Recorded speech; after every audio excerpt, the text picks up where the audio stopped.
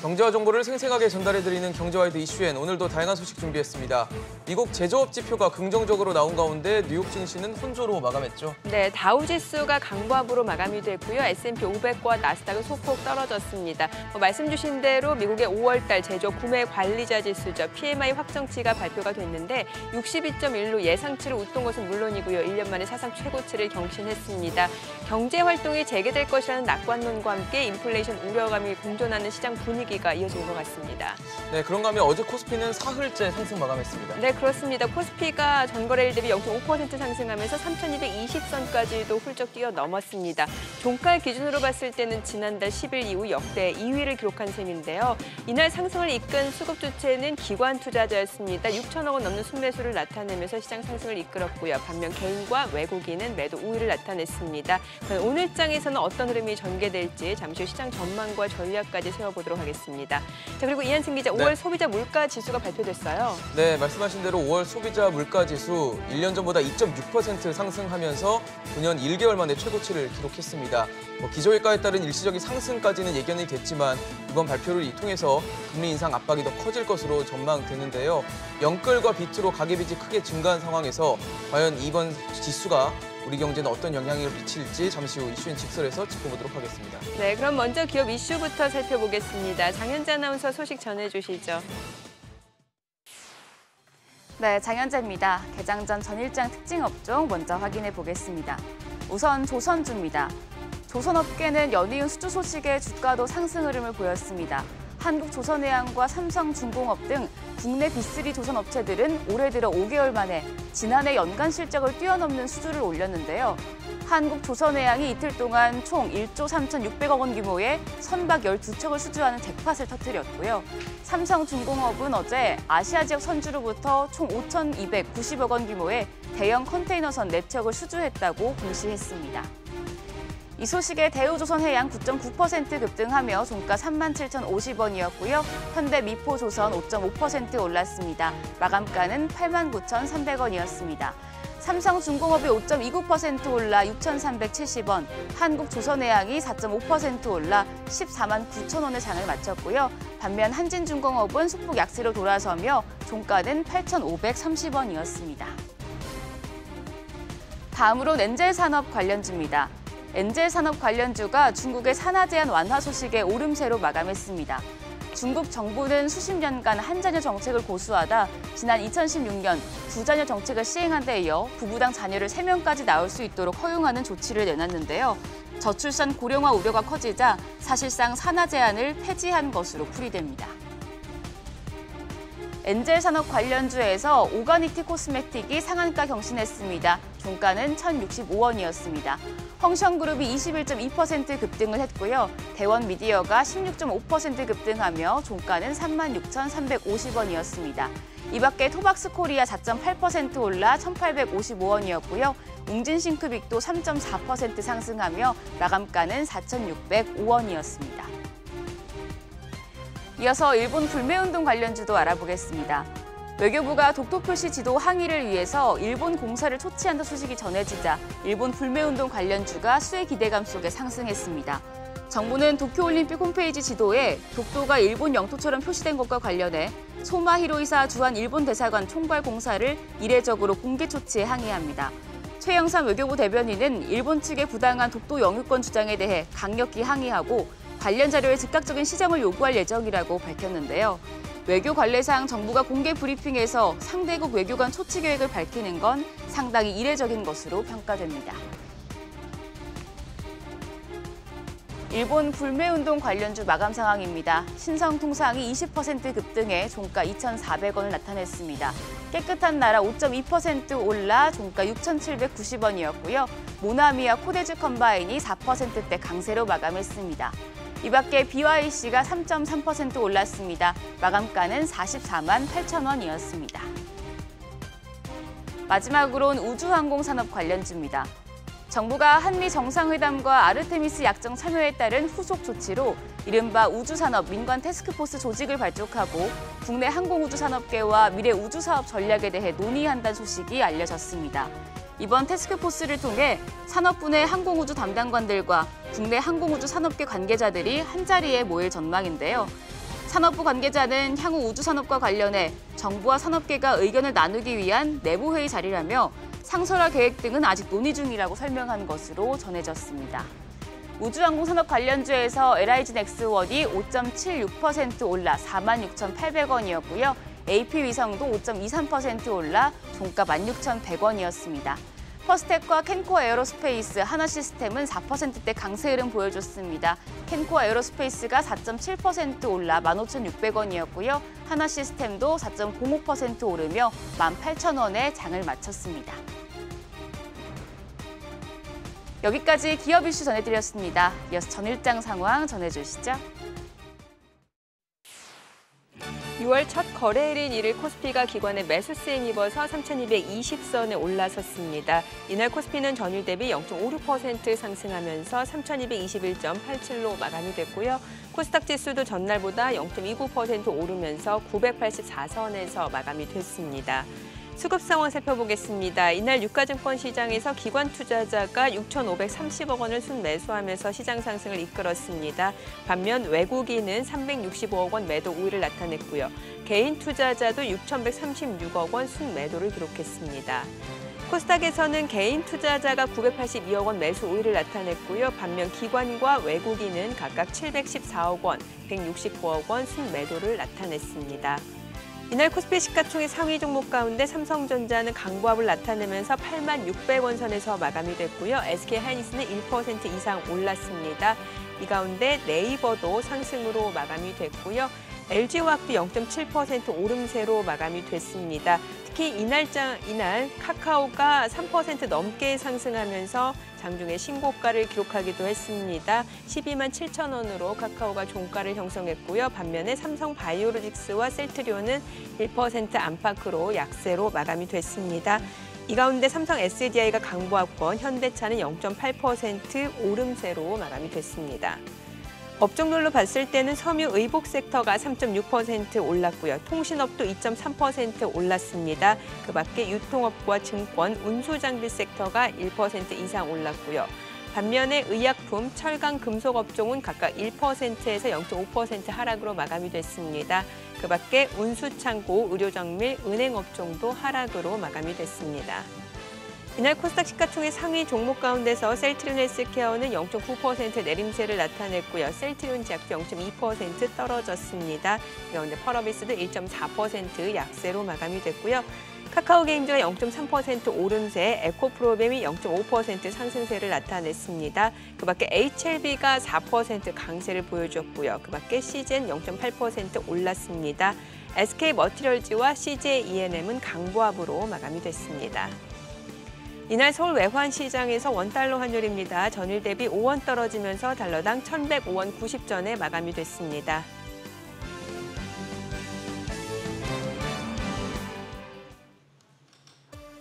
네, 전일장 국내 증시 상황 그리고 새벽에 마감한 뉴욕 증시 함께 체크해 보도록 하겠습니다. 안녕하세요. 안녕하세요. 네, 자 이제 뉴욕 증시 메모리얼 데이를 휴정하고 나서 이제 개장이 됐는데 뉴욕 증시도 어떤 뚜렷한 방향을 나타내기보다는 뭔가 경기 회복에 대한 기대감도 있고 인플레이션 우려도 좀 공존했던 것 같아요. 어제 잠깐 뉴욕 증시를 좀 살펴드리면은 좀 결론적으로는 재미없었다라고 네네. 쉽게 말씀드릴 수가 있겠는데 일단 최근에 미국 증시를 봤을 때는 좀 성장주가 좀 주춤을 하고 경기 민감주들이 올라오는 모습들을 보이고 있습니다. 어제 같은 경우에는 이제 정유주 같은 경우에 큰 상승세를 나타냈었고 그러니까 백신에 대한 접종률이 좀 계속적으로 높아지다 보니까 항공주에 대한 기대감도 좀 생기는 부분들이 있었는데 그럼 지금 우리가 투자 포인트로 좀 가져가야 될 부분들을 무엇이냐면 지금 성장주는 조금은 주춤은 하고 있다. 근데 전체적인 기조를 봤을 때는 지금 돈의 힘으로 올라가는 부분들이 있다 보니까 성장주도 지금은 주춤은 하지만은 결국에는 같이 상승할 수 있는 부분들도 향후에는 생각을 하셔야 된다라고 말씀드리고 싶은데 결론은 지금 성장주 같은 경우는 살짝 주춤하는 모습들은 있지만은 결국에 지금 투자 포인트의 관점들은 경기 민감주들에 쏠려 있다. 이 부분들이 왜냐하면 수요에 기반한 원자재 구매라든지 이런 부분들이 있기 때문에 근데 지금 아까 말씀하신 이제 제조업 PMI가 네. 계속 사상 최고치를 좀 나타내고는 있는데 그럼 지금 50의 기준으로 봤을 때는 확장 국면이다라는 거죠. 그러면 이 확장 국면에서 공급이 좀 축소돼서 나타나는 것이냐 아니면은 수요에 기반한 확장이냐라는 것을 봤을 때는 결국에는 우리가 봤을 때 인플레이션에 대한 부분들은 수요에 기반에 돼 있다. 근데 계속적으로 뉴스가 나오는 부분들이 뭐 인플레이션이 되면은 뭐 금리 인상이 되고 그럼 증시에 좀 안 좋은 영향을 미칠 것이다라는 시나리오들을 세우고 있는데 네. 저는 조금 반대로 생각을 하고 싶습니다. 어떤 왜냐면은 근거로요? 네. 예.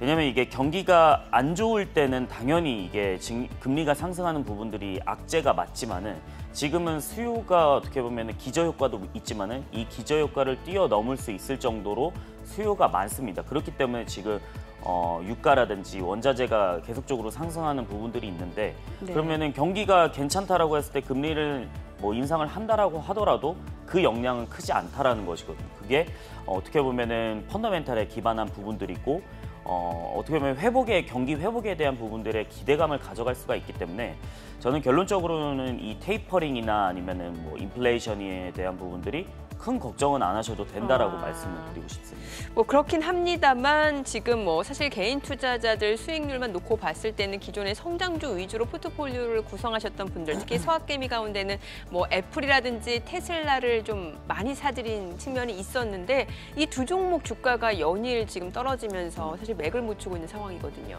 그러니까 애플이나 테슬라, 특히나 이제 테슬라에 투자하신 분들이 굉장히 많을 거예요. 근데 예. 저도 계속 이 방송에서 나오면서 이제 테슬라에 대한 부분들을 많이 말씀을 드렸지만은 결론부터 말씀드리면은 문제는 없습니다. 그게 예. 이제 판매량에 대한 기반이라고 좀 말씀을 드려야 될 것 같은데 지금 전기차 시장이 그러면은 퍼스트 무버가 테슬라인데 전기차 시장이 시장 파이가 좀 작아지고 있느냐 아니면 계속적으로 좀 커지느냐 이걸 좀 보셔야 될 것 같은데 네네. 제가 좀 도표를 가져온 게 예. 4월 달 한 달에 전기차 판매 데이터랑 이제 배터리를 얼마만큼 좀 용량을 출하를 했느냐라는 걸 봤을 때 일단 이거는 이제 글로벌 전기차 판매 대수가 27만 대 정도, 그다음에 중국이 사이즈가 꽤 크죠. 그래서 뭐 예. 16만 대 정도 팔리고 있고 유럽이 7만 대, 미국이 그다음에 3만 대인데 그러니까 전년 대비 성장률로 봤을 때는 뭐 평균이 200% 이상입니다. 그러니까 전년 대비해서 전기차가 얼마만큼 판매가 됐느냐. 그러면은 여기서 테슬라의 판매량을 무시할 수가 없거든요. 그러면은 이 테슬라는 여전히 이 시장에서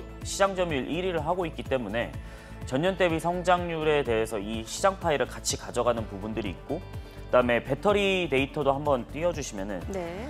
그러니까 글로벌 배터리 데이터가 한 65기가와트 정도 출하를 했었습니다. 근데 전년 대비 성장률이 200%라는 거죠. 그러면은 우리나라 업체들 뭐 LG 에너지 솔루션, 뭐 삼성 SDI, SK 이노베이션은 당연히 이 시장이 커지면서 같이 실적이 증가하는 부분들이 있고 조금의 경쟁사라고 봤을 때는 이제 CATL, 예. 뭐 아니면은 비아디 이런 부분들인데 이번 4월 달의 데이터에서는 사실 CATL이 조금 출하량을 봤을 때는 상당히 LG 에너지 솔루션보다 높은 부분들은 있었습니다. 근데 성장률, 그러니까 전년 대비 성장률로 봤을 때는 LG 에너지 솔루션이 훨씬 더 컸다라는 거죠. 그리고 이게 이 부분들이 기인한 게 원통형 배터리라는 거죠. 네네. 결론은. 근데 이 원통형 배터리가 어디에 쓰이느냐면 테슬라에 쓰이거든요. 그러면은 이 LG 에너지 솔루션은 앞으로 원통형 배터리에서 더욱 큰 성장세를 나타낼 수가 있고 그럼 지금 테슬라에 투자하신 분들은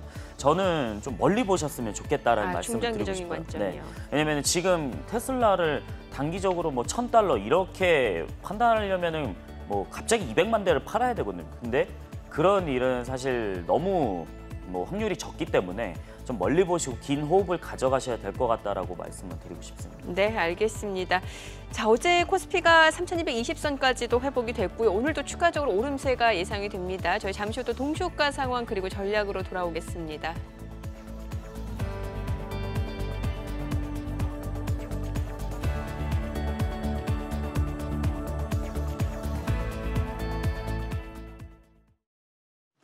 그럼 전문가 연결해서 개장 전 3분 전략 세워보겠습니다.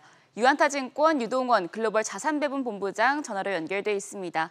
본부장님 안녕하십니까? 네, 안녕하십니까? 네, 6월 첫 거래일 뉴욕 증시는 일단 경제 재개에 대한 낙관론 그리고 인플레이션에 대한 우려가 팽팽하게 맞서면서 혼조세로 마감했습니다. 어제 국내 증시는 상승 마감을 하면서 기분 좋게 6월을 시작했는데요. 본부장님께서는 국내외 증시 흐름 어떻게 보시나요? 네, 아직까지는 FOMC 미팅이 일어나기 전까지 성장주냐 가치주냐 아니면 테이퍼링이냐 뭐 이런 단기적인 수급 부분에 있어서 이슈를 가지고 시장의 변동성이 나타나고 있습니다. 그렇지만 지금 중소형주 러셀 2000 같은 경우에 어저께 1% 이상 급등을 하는 모습 보여줬었고요. 결국 펀디멘탈이 중요하고 펀디멘탈적인 숫자를 놓고 봤었을 때는 PMI 지표도 그렇고 경기 회복이 확실하게 일어나고 있다는 게 중요할 것 같습니다. 경기 회복이 일어난다는 것은 그만큼 기업들의 실적이 좋아질 것이다라는 것이고요. 기업들의 실적이 좋아지면 당연히 지수는 추가적인 상승을 할 수가 있습니다. 물론 테이퍼링이라든지 지금 유동성 관련된 부분에 있어서는 앞으로 이 부분에 대한 우려를 계속 얘기를 하겠지만 과거 2013년 이때도 테이퍼링 이슈가 나오고 나서 시장이 한 6, 7% 조정을 받았지만 그 이후에 1년을 놓고 보시면 S&P가 25%, 나스닥이 36%나 급등하는 모습 보여줬었습니다. 결국 유동성보다는 펀디멘탈이 더 중요했고요. 그만큼 펀디멘탈을 보고 있으면 글로벌 증시도 그렇고 한국 증시도 그렇고 앞으로 추가적인 상승을 할 수 있을 것이다 예상을 하고 있습니다. 네, 최근에 백신 접종 그리고 수출 같은 각종 경기 지표를 통해서 경기 회복이 가시화되고 있는 상황인데요. 그렇다 보니까 업종과 종목 선별이 상당히 중요할 것 같습니다. 현 상황에서는 어떤 투자 전략 가져가면 좋을까요? 네, 솔직히 이 정답을 내리기가 상당히 어렵습니다. 네. 과거의 사이클을 보시면은 5번째 사이클이었던 닷컴 버블 사이클 2000년에 끝났었고요. 6번째 사이클은 산업재 버블 사이클이었는데 2007년에 끝났었고요. 또 최근에 있었던 거는 2020년 코로나 터지기 전까지의 아주 긴 기간에 11년 동안 이어졌던 골디락스 상승 구간이었습니다. 자, 이 세 개 중에 어떤 것이 다시 전개가 될지 정답은 없습니다. 그렇지만 닷컴 버블보다는 좀 덜하고요. IT로 보면. 또 산업재 버블로 보면은 산업재보다는 좀 그때보다는 좀 덜하고요. 그렇지만 골디락스 구간보다는 좀 더 인플레이션이 좀 더 자극되고 있는 것도 사실입니다. 그래서 딱 정확하게 어떤 모습이다라고 얘기하기는 어렵습니다만 지금 현재 시점에서는 성장주와 가치주, 경기 민감주를 다 들고 가는 전략이 필요하다라고 말씀을 드립니다. 네. 어느 한쪽에 쏠림 현상을 가져가서는 안 되고요. 결국은 지금 성장주들 중에서도 IT 중에서도 뭐 여러 가지 성장주가 있겠으나 이들 중에서 굉장히 높은 자기자본 수익률, 즉 ROE를 창출하는 기업들에 대한 초점이 필요하고요.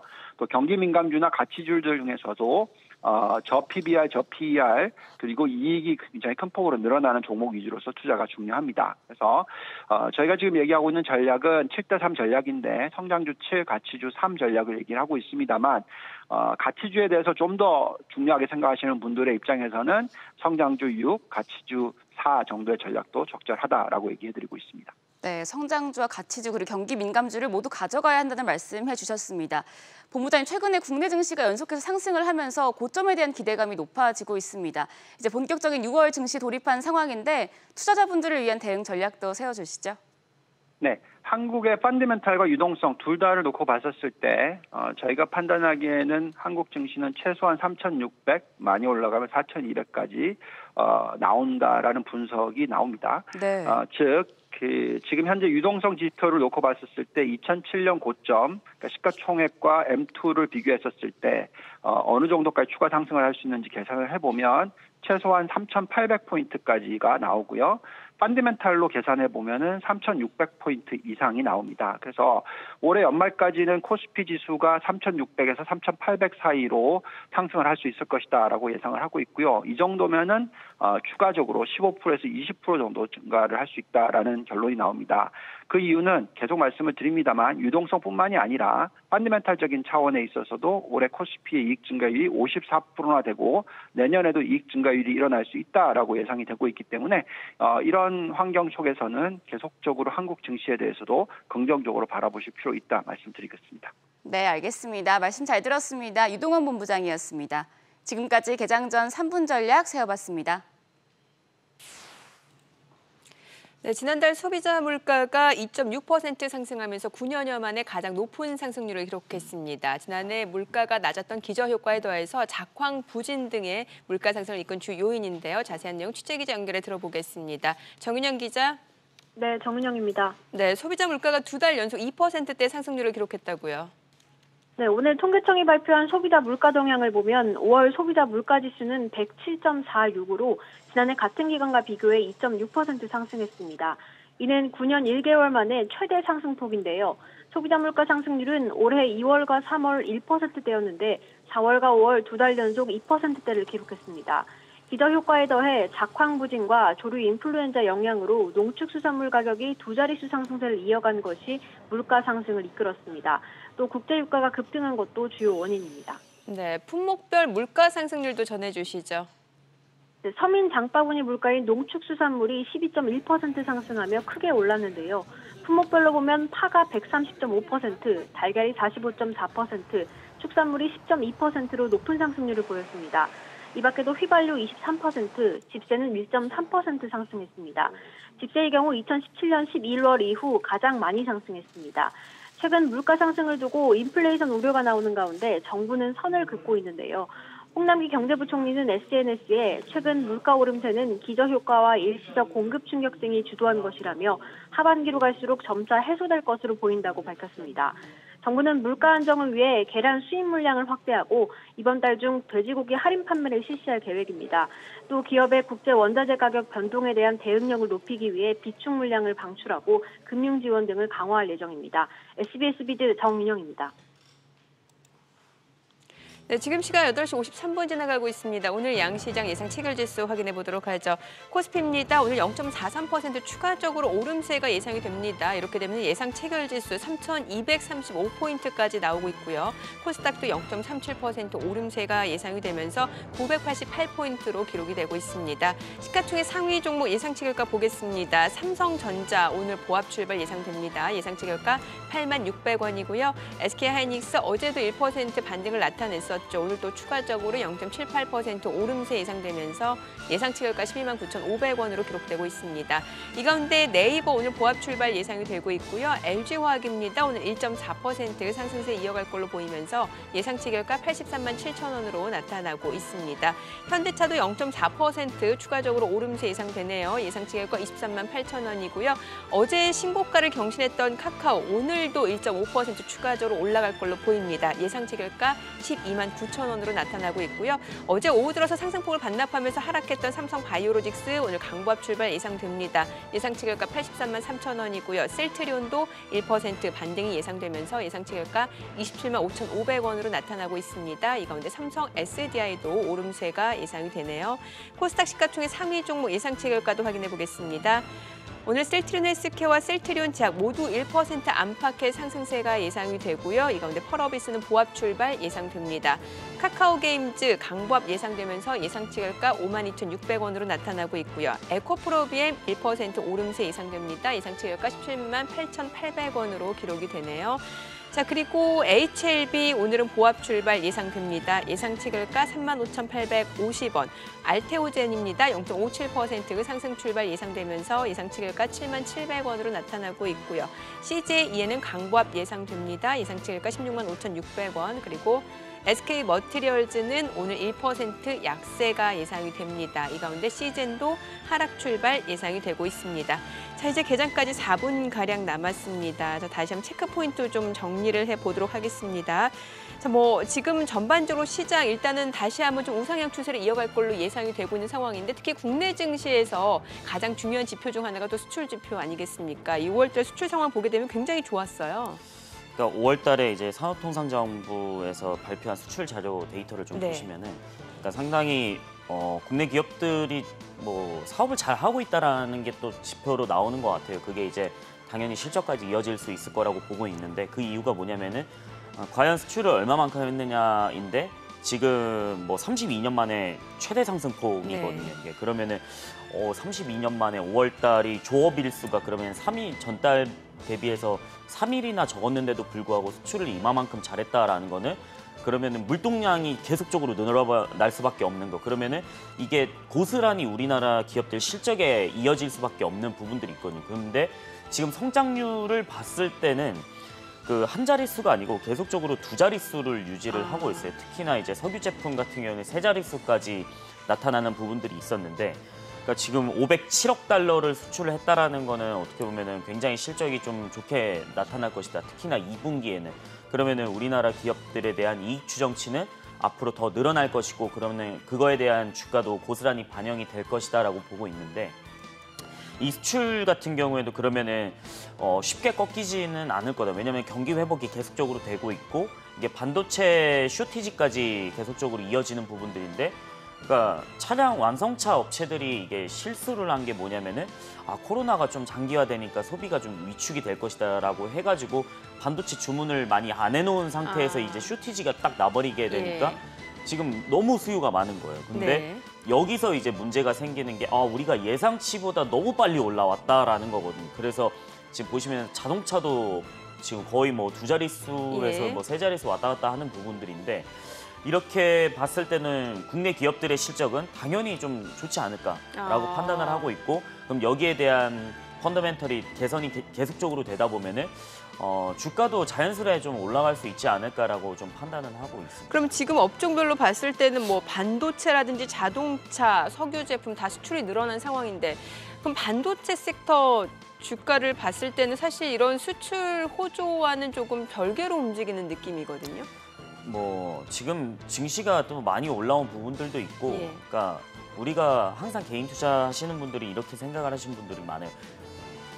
작년에 올라왔었던 부분에 대한 상승폭, 근데 이거를 계속적으로 가져갈 수는 없거든요, 당연히. 그러니까 네. 긴 호흡으로 보셔야 된다는 거죠. 왜냐하면 지금 같은 경우는 작년에는 1300포인트에서 확 올라온 부분들이 있지만은 지금 같은 경우는 이게 자칫 실적이 보여지면서 가는 부분들이 있어야 되거든요. 그러면은 과거 작년보다는 조금 더 느린 속도는 맞겠죠. 그러면은 그 부분들에 대한 초점을 맞춰야 되는데, 그럼 여기서 내가 마인드를 급하게 가지느냐 아니면 조금 여유 있게 가지느냐, 그거에 따라서 좀 내가 투자 관점이 많이 달라질 수는 있을 것 같아요. 근데 저는 반도체도 좋게 생각하는 게 결국에는 실적까지 이어진다라고 했을 때는 국내 증시는 결국에 올라갈 것이고, 이렇게 수출 데이터가 좋다라고 판단을 했을 때는 당연히 삼성전자는 저는 매수를 해도 괜찮다라는 판단은 하고 있거든요. 근데 지금 뭐 SK하이닉스냐 삼성전자냐 예. 이거를 비교할 때는 당연히 저는 포트폴리오를 조금 더 갖추고 있는, 그러니까 지금 뭐 TSMC랑 격차가 좀 더 나오고 있다라고 얘기가 나오고 있지만은 지금 5나노 공정을 텍사스 쪽에 20조 정도를 투자를 한다고 했을 때 이게 과연 어디에 들어갈까라는 거를 생각을 하셔야 되는데, 저는 나중에 자율주행차에는 네네. 꼭 들어갈 수 있을 것이다라고 보고 있고, 이 자율주행차가 나중에는 이 반도체 수요를 확 끌어올릴 수 있지 않을까라는 생각을 하고 있기 때문에 저는 반도체 쪽도 나쁘진 않다. 물론 주가는 지지부진하지만 예. 긴 호흡으로 봤을 때는 괜찮다라고 말씀을 드리고 싶습니다. 네, 알겠습니다. 자, 일단 오늘 국내 증시도 추가적으로 반등 흐름이 예상이 됩니다. 장중에 또 어떤 변동폭이 나타날지 좀 추이 지켜보시면 좋을 것 같고요. 오늘 국내 증시 개장하겠습니다.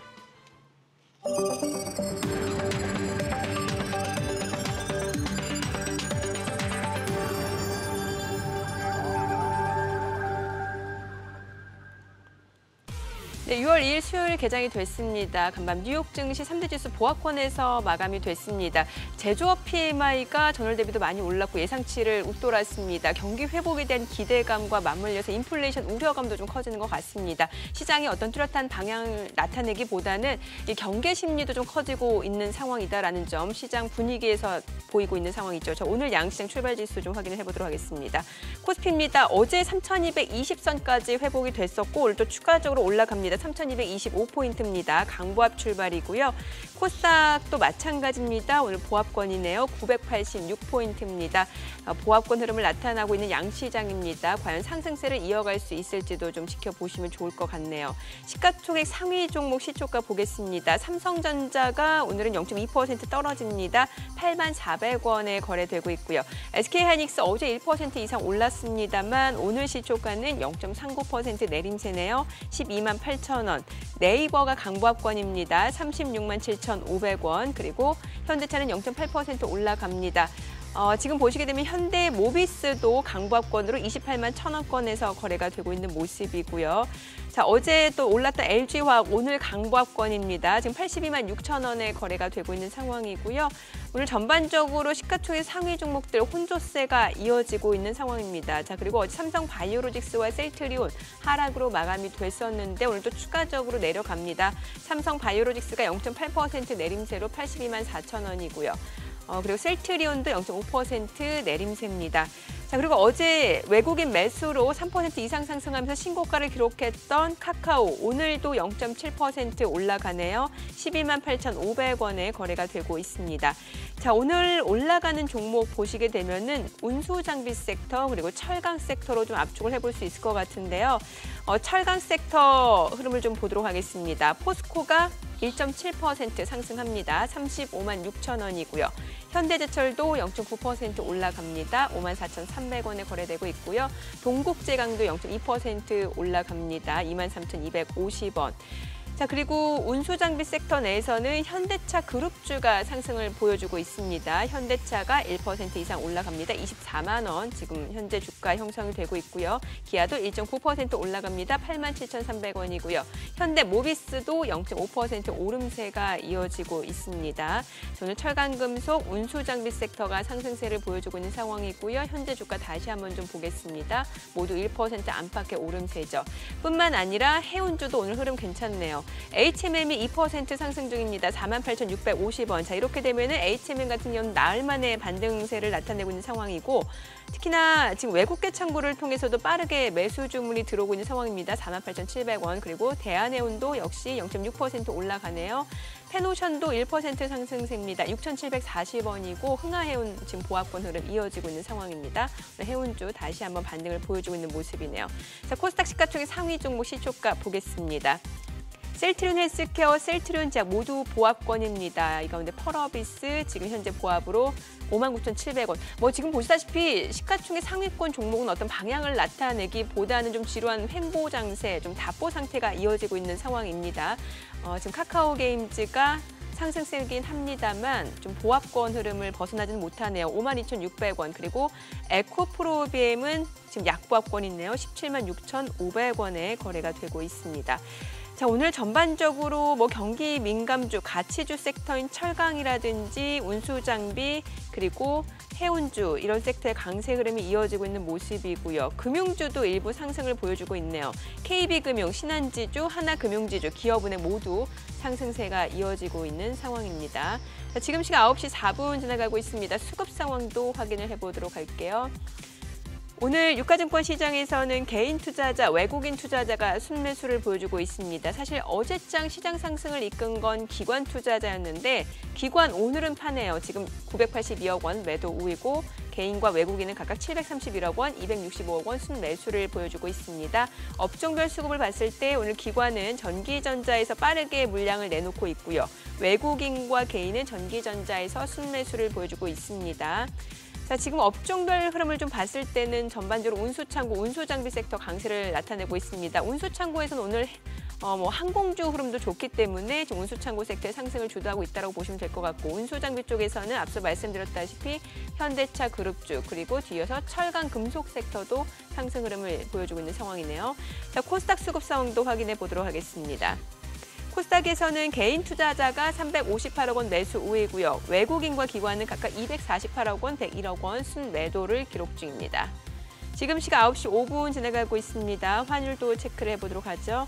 오늘 외환시장 개장 상황입니다. 달러원 환율은 2원 60전 상승하면서 1,108원 50전에 개장이 됐습니다.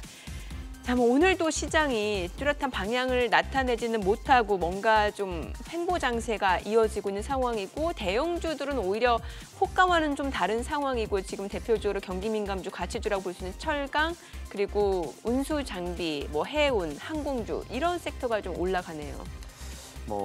오늘도 재미는 그렇게 크게 그러게요. 특징적인 거는 없죠. 예. 네, 그나마 이제 섹터가 하나의 하나 관점이라고 볼 수 있는 게 이제 디즈니 플러스가 U 플러스로 이제 낙점이 됐다라고 해서 그거에 대한 관련주가 좀 올라오는 부분들이 있는데, 그러니까 결론은 최근에 이렇게 재미없는 시장 속에서 이런 한번 급등하는 종목이 좀 나타날 수는 있거든요. 근데 그게 대표적인 게 이제 정치 테마주들이 또 올라오고는 있기는 해요. 그래서 얼마 전에 100분 토론에서 이제 뭐 이준석 테마주 아니면은 최근에 오늘 같은 경우도 뭐 윤석열 테마주 뭐 이런 부분들이 계속적으로 좀 나오고는 있는데 과연 이 테마주에 대해서 하이리스크, 하이리턴을 좀 가져가야 되느냐 이거는 좀 투자 관점마다 좀 다르기는 한 것 같아요. 근데 이런 재미없는 시장 속에서는 그런 거를 또 따라가야 되냐?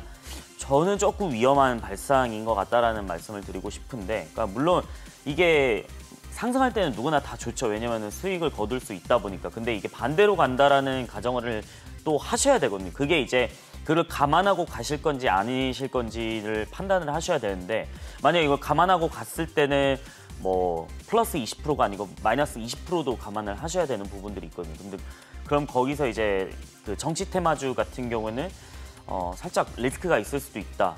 그러면은 이런 재미없는 시장 속에서는 저는 결론은 오히려 더 실적에 집중을 하셔야 된다라고 말씀을 드리고 싶거든요. 그게 뭐 안 나타나는 거는 아닙니다. 왜냐하면 시간이 물론 이런 부분들보다는 확 눈에 띄게 올라오지는 않지만은 결국에는 안정적이게도 수익을 얻을 수 있는 부분들이 있거든요. 네네. 그게 이제 대표적으로 제가 말씀드리고 싶은 거는 이제 카카오 같은 것들도 충분히 수익을 거둘 수 있는 종목들이거든요. 그게 왜 그러냐면은 그러니까 사업에 좀 비전을 보시면은 좀 답이 나온다라고 예. 말씀을 드리고 싶은 게 결국에는 이런 플랫폼 관련주들은 뭐 미래에 대한 성장성이 좀 갖춰져 있습니다. 그러면은 우리가 해야 될 거는 계속적으로 좀 공부하면서 이걸 기다리는 부분들이거든요. 그러면은 카카오도 얼마 전에 뭐 이런 액면 분할 이슈 이후에 갑자기 확 급등하는 부분들이 네. 있었지만은 다시 이게 찾아가는 부분들도 있거든요. 적정 밸류로. 그러면은 과거에 있었던 부분들보다 조정을 조금 받고 다시 급격하게 상승하는 부분들이 있는데 이게 낮은 수익률은 아니거든요. 결론은. 네. 그렇기 때문에 저는 오히려 실적에 그리고 펀더멘탈에 좀 초점을 맞춰서 가져가셨으면 좋겠다라고 한번 말씀을 드리고 싶습니다. 자, 그리고 오늘 좀 많이 올라가는 종목을 보니까 세중 참 좋은 여행, 인터파크, 레드캡 투어 다 여행 관련주고 자, 특이한 부분은 SMCNC까지 여행 관련주로 묶여 있는 상황인데 사실 SMCNC는 SM의 자회사잖아요. 뭐 지금 엔터테인먼트 사업을 영위하기도 하고 아니면 이제 서비스업, 컨텐츠 쪽이기도 한데 이게 또 왜 여행 섹터로 묶이면서 또 급등을 하는지도 좀 궁금해지고요.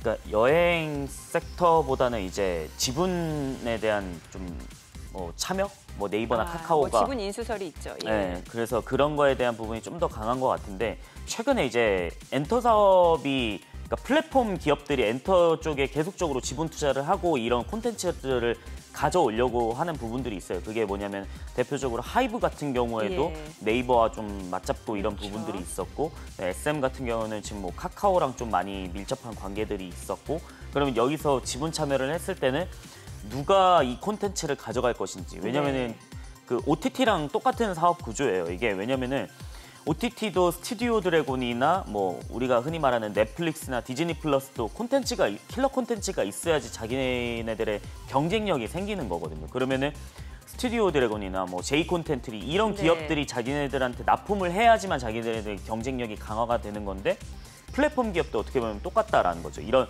뭐 엔터사들에 대한 아티스트들이 있어야지만 자기들의 경쟁력이 더 커지는 거고 그럼 거기서 이제 실적을 더 늘릴 수 있는 거고 트래픽이 증가하는 부분들이 있거든요. 그러면은 이게 고스란히 광고까지 이어질 수 있다는 거죠. 왜냐하면 플랫폼은 그 안에서 노니까. 예. 그래서 카카오 같은 경우에도 계속적으로 이런 사업 영역을 넓히려고 하는 게 그 문어발식 사업을 넓히려고 하는 것도 어떻게 보면 카카오 안에서 놀기 위한 그런 판을 마련을 하는 거거든요. 그러면은 여기서 우리가 봤을 때 결론은 또 뭐냐면은 카카오냐 네이버냐 이런 경쟁 구도가 있을 텐데 저는 여전히 좀 카카오다라고 말씀을 드리고 싶은 게 뭐냐면 아직까지 초점을 기본적인 산업 본질의 초점을 봤을 때는 네이버는 검색 기반이고 카카오는 메신저 기반이에요. 그러면은 검색 기반은 지금 구글이나 아니면 유튜브 쪽에 좀 뺏기는 부분들이 경쟁사가 크게 나타나고 있지만은 아직까지 우리가 봤을 때는 메신저는 없거든요. 그게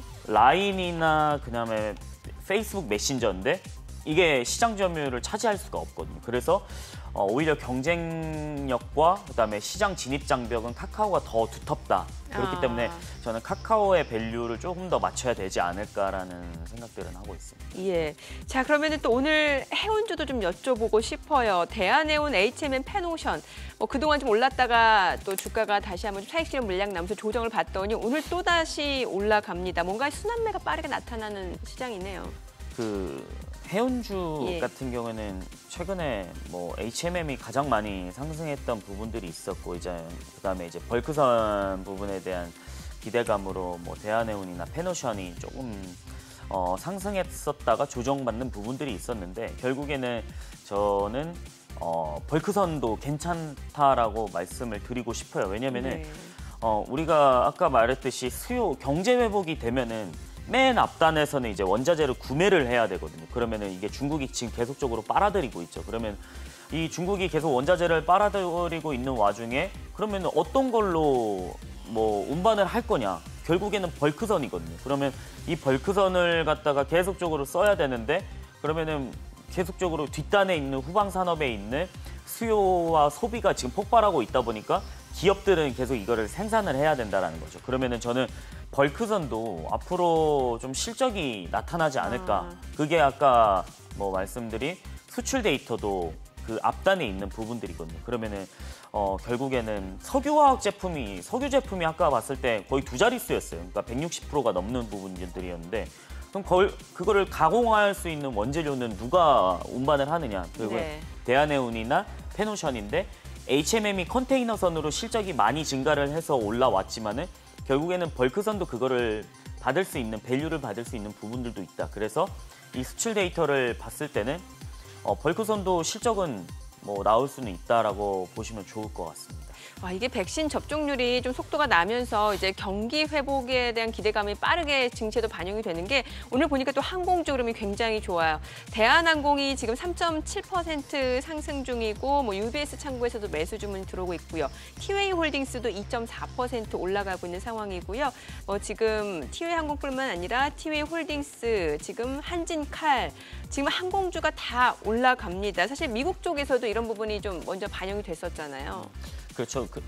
어제 같은 경우에도 여행 관련주들, 항공주도 그렇고 크루즈선을 기반한 회사들도 상승했던 부분들이 있었는데, 그러니까 항공주도 지금은 조금은 옥석가리기를 좀 하셔야 되는 게 뭐냐면은 아시아나 계열사나 아시아나 항공은 어떻게 보면 횡령에 대한 이슈가 좀 터졌죠. 이게 오너 리스크가 되는 발단이 되는 부분들이 있는데 어쨌든 탑픽에서 그러니까 풀서비스 캐리어의 기준으로 봤을 때는 국적항공사, 대한항공, 아시아나항공이 있겠죠. 그러면은 저는 대한항공에 조금 더 점수를 줘야 되지 않을까라는 게 있고, 그리고 대한항공은 물론 아시아나항공도 화물에 대한 부분들이 있지만은 네. 지금 여객 수요가 그래도 많이 차지하는 부분에서 어떻게 보면 커버를 할 수 있는 부분도 화물이거든요. 근데 그 반도체나 이런 부품 같은 경우에는 항공 쪽으로 하다 보니까 그런 부분들이 실적을 좀 커버하는 부분들이 있는데 이 아시아나항공, 대한항공에서는 대한항공이 조금 더 점수를 줘야 될 것 같고 지금 아시아나항공은 어떻게 보면 좀 리스크가 한번 터졌다라는 거.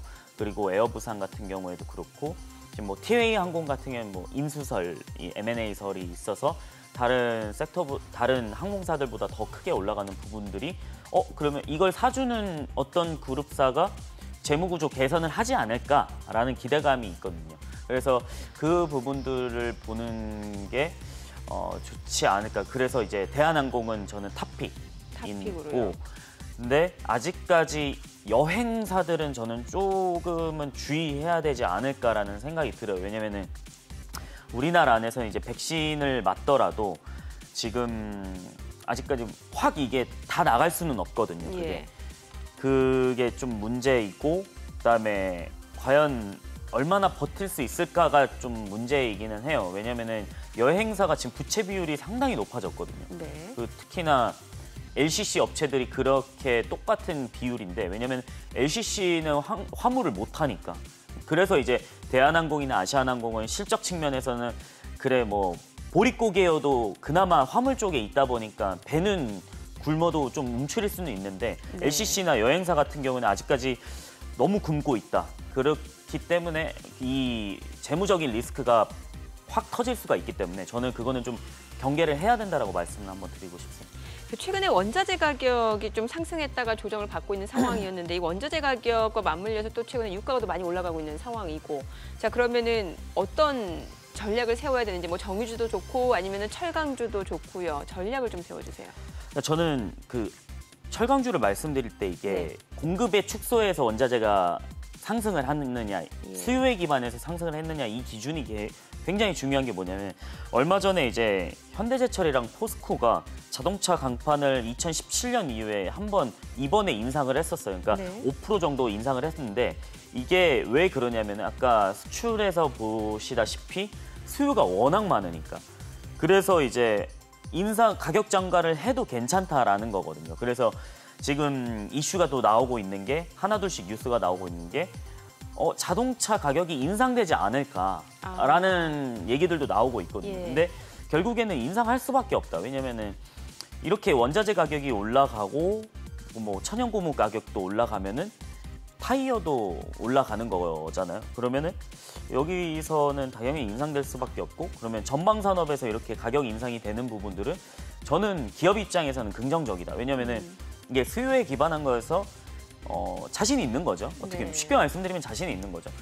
이거 인상해도 너희들 살 거잖아 라는 거니까 어쨌든 철강 섹터는 저는 괜찮다. 왜냐면은 앞단에서 수요가 받쳐주고 있기 때문에 그러면은 이 기업들의 실적은 좀 문제가 없다라고 말씀을 드리고 싶고 구리 역시도 예. 그렇고 자동차 업체들도 사실 점차 이제 전기차로 가고 있지만 현대차 같은 경우에도 지금 밸류로 따졌을 때는 뭐 워낙 그 내연기관차에서는 잘 하고 있고 여전히 그리고 앞으로의 먹거리가 좀 중요할 텐데 이 먹거리의 정체성을 어떻게 비전을 목표로 잡고 가느냐 그게 좀 중요할 것 같습니다.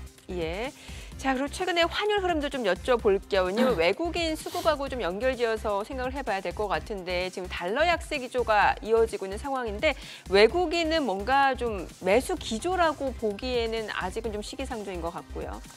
그러니까 뭐 환율적인 측면은 최근에 뭐 뚜렷한 방향성은 없지만은 그러니까 달러 기준으로 봤을 때는 달러가 워낙 하락을 하다 보니까 네. 원화 강세가 띄어지는 부분이니까 그렇죠. 원화 강세가 나타나서 달러가 하락하는 게 아니고 달러 기조가 워낙 그렇죠. 그 예. 약세가 나타나다 보니까 이런 부분들인데 결국에는 아직까지 테이퍼링 이슈가 나왔다고 하더라도 시중의 유동성 워낙 많습니다. 예. 그게 이제 달러를 약세를 띄운 요인들인데 그럼 이게 언제부터 좀 될 것이냐 이거는 고용적인 지표들을 봐야죠. 그래서 이제 고용 지표요. 네, 고용 지표가 연준이 많이 참고하는 지표다 보니까 이거에 의해서 테이퍼링을 언제 시작을 하느냐. 그러면은 경기 좀 괜찮아졌으니까 테이퍼링 하자 이런 얘기들이 나올 텐데 그럼 거기서 이제 유동성이 좀 축소되는 부분들이 있겠죠. 거기서부터 이제 달러가 다시 강세를 띄우는 모습이 나타날 텐데 지금 실업률을 봤을 때 지난달에 6.1% 정도 나왔었거든요. 그러면 이거보다 조금 내려온다. 우리가 연준에서 봤을 때 5%라고 하면은 완전 고용 상태라고 보거든요. 그러면은 5% 가까이 나온다라고 하면은 테이퍼링 논의가 조금 더 빠르게 나올 수 있지 않을까. 근데 그게 나온다고 하더라도 저는 시장의 부정적인 요인이 아니고 네. 결국에는 경제가 정상화되는 부분들이기 때문에 그것에 대한 문제는 증시에 크게 영향을 미치진 않을 것이다라고 말씀드리고 싶고 그래서 그 달러 같은 경우에는 뭐 하반기에 만약에 테이퍼링에 대한 본격적인 이슈가 나온다라고 하면은 그때는 좀 강세가 띄울 것이다. 그러면은 그 환율적인 측면은 하반기는 가서 좀 뚜렷한 방향성을 좀 봐야 되지 않을까라고 말씀을 드리고 싶습니다. 자, 마지막으로 좀 가상자산 좀 여쭤보고 싶은데 최근에 비트코인이 많이 떨어졌다가 또 일부 올랐다가 또 떨어졌다가 또 지금 사실 JP모건 쪽에서는 비트코인 폭락세가 끝나지 않았다라고 경고하기도 한 상황이고 또 오히려 금 가격은 좀 올라가고 있고요. 어떻게 봐야 될까요? 그 지금 가장 그 개인 투자자분들이 또 코인에 많이 투자를 하신 그렇죠. 분들도 많을 예. 거예요. 근데 지금 코인 같은 경우에는 유동성이 워낙 그 시장의 유동성이 워낙 많기 때문에 같이 올라가는 부분들은 있어요. 근데 지금 뭐 이더리움 기준으로 뭐 300만 원 초반대고 그다음에 비트코인 기준으로 뭐 4천만 원 뭐 초중반대 뭐 이렇게 나오고는 있는데 결국에는 아직까지 유동성이 많기 때문에 이런 힘은 받쳐줄 수는 있습니다. 근데 오랜 시간이 좀 걸릴 수는 있다라는 거. 왜냐면은 지금 다시 한번 투자 포인트라는 게 투자 관점이라는 게 비트코인은 좀 부정적인 견해들로 바뀌는 부분들이 있었거든요. 근데 유동성이 이렇게 풍부해지다 보면 결국에 자산 가격들은 같이 올라갈 수는 있습니다. 그래서 너무 비관적으로는 생각 안 하셔도 좋을 것 같고요. 제가 볼 때는 뭐 물론 금 가격도 상승하는 부분, 최근에 그렇게 따지면은 이제 원자재 가격들을 상승을 하면서 금 가격도 계속적으로 상승한 부분들이 있었잖아요. 근데 그 모든 자산 가격들이 다 상승을 했어요. 뭐 주식, 뭐 코인, 뭐 원자재 그렇죠. 다 이렇게 상승하는 부분들인데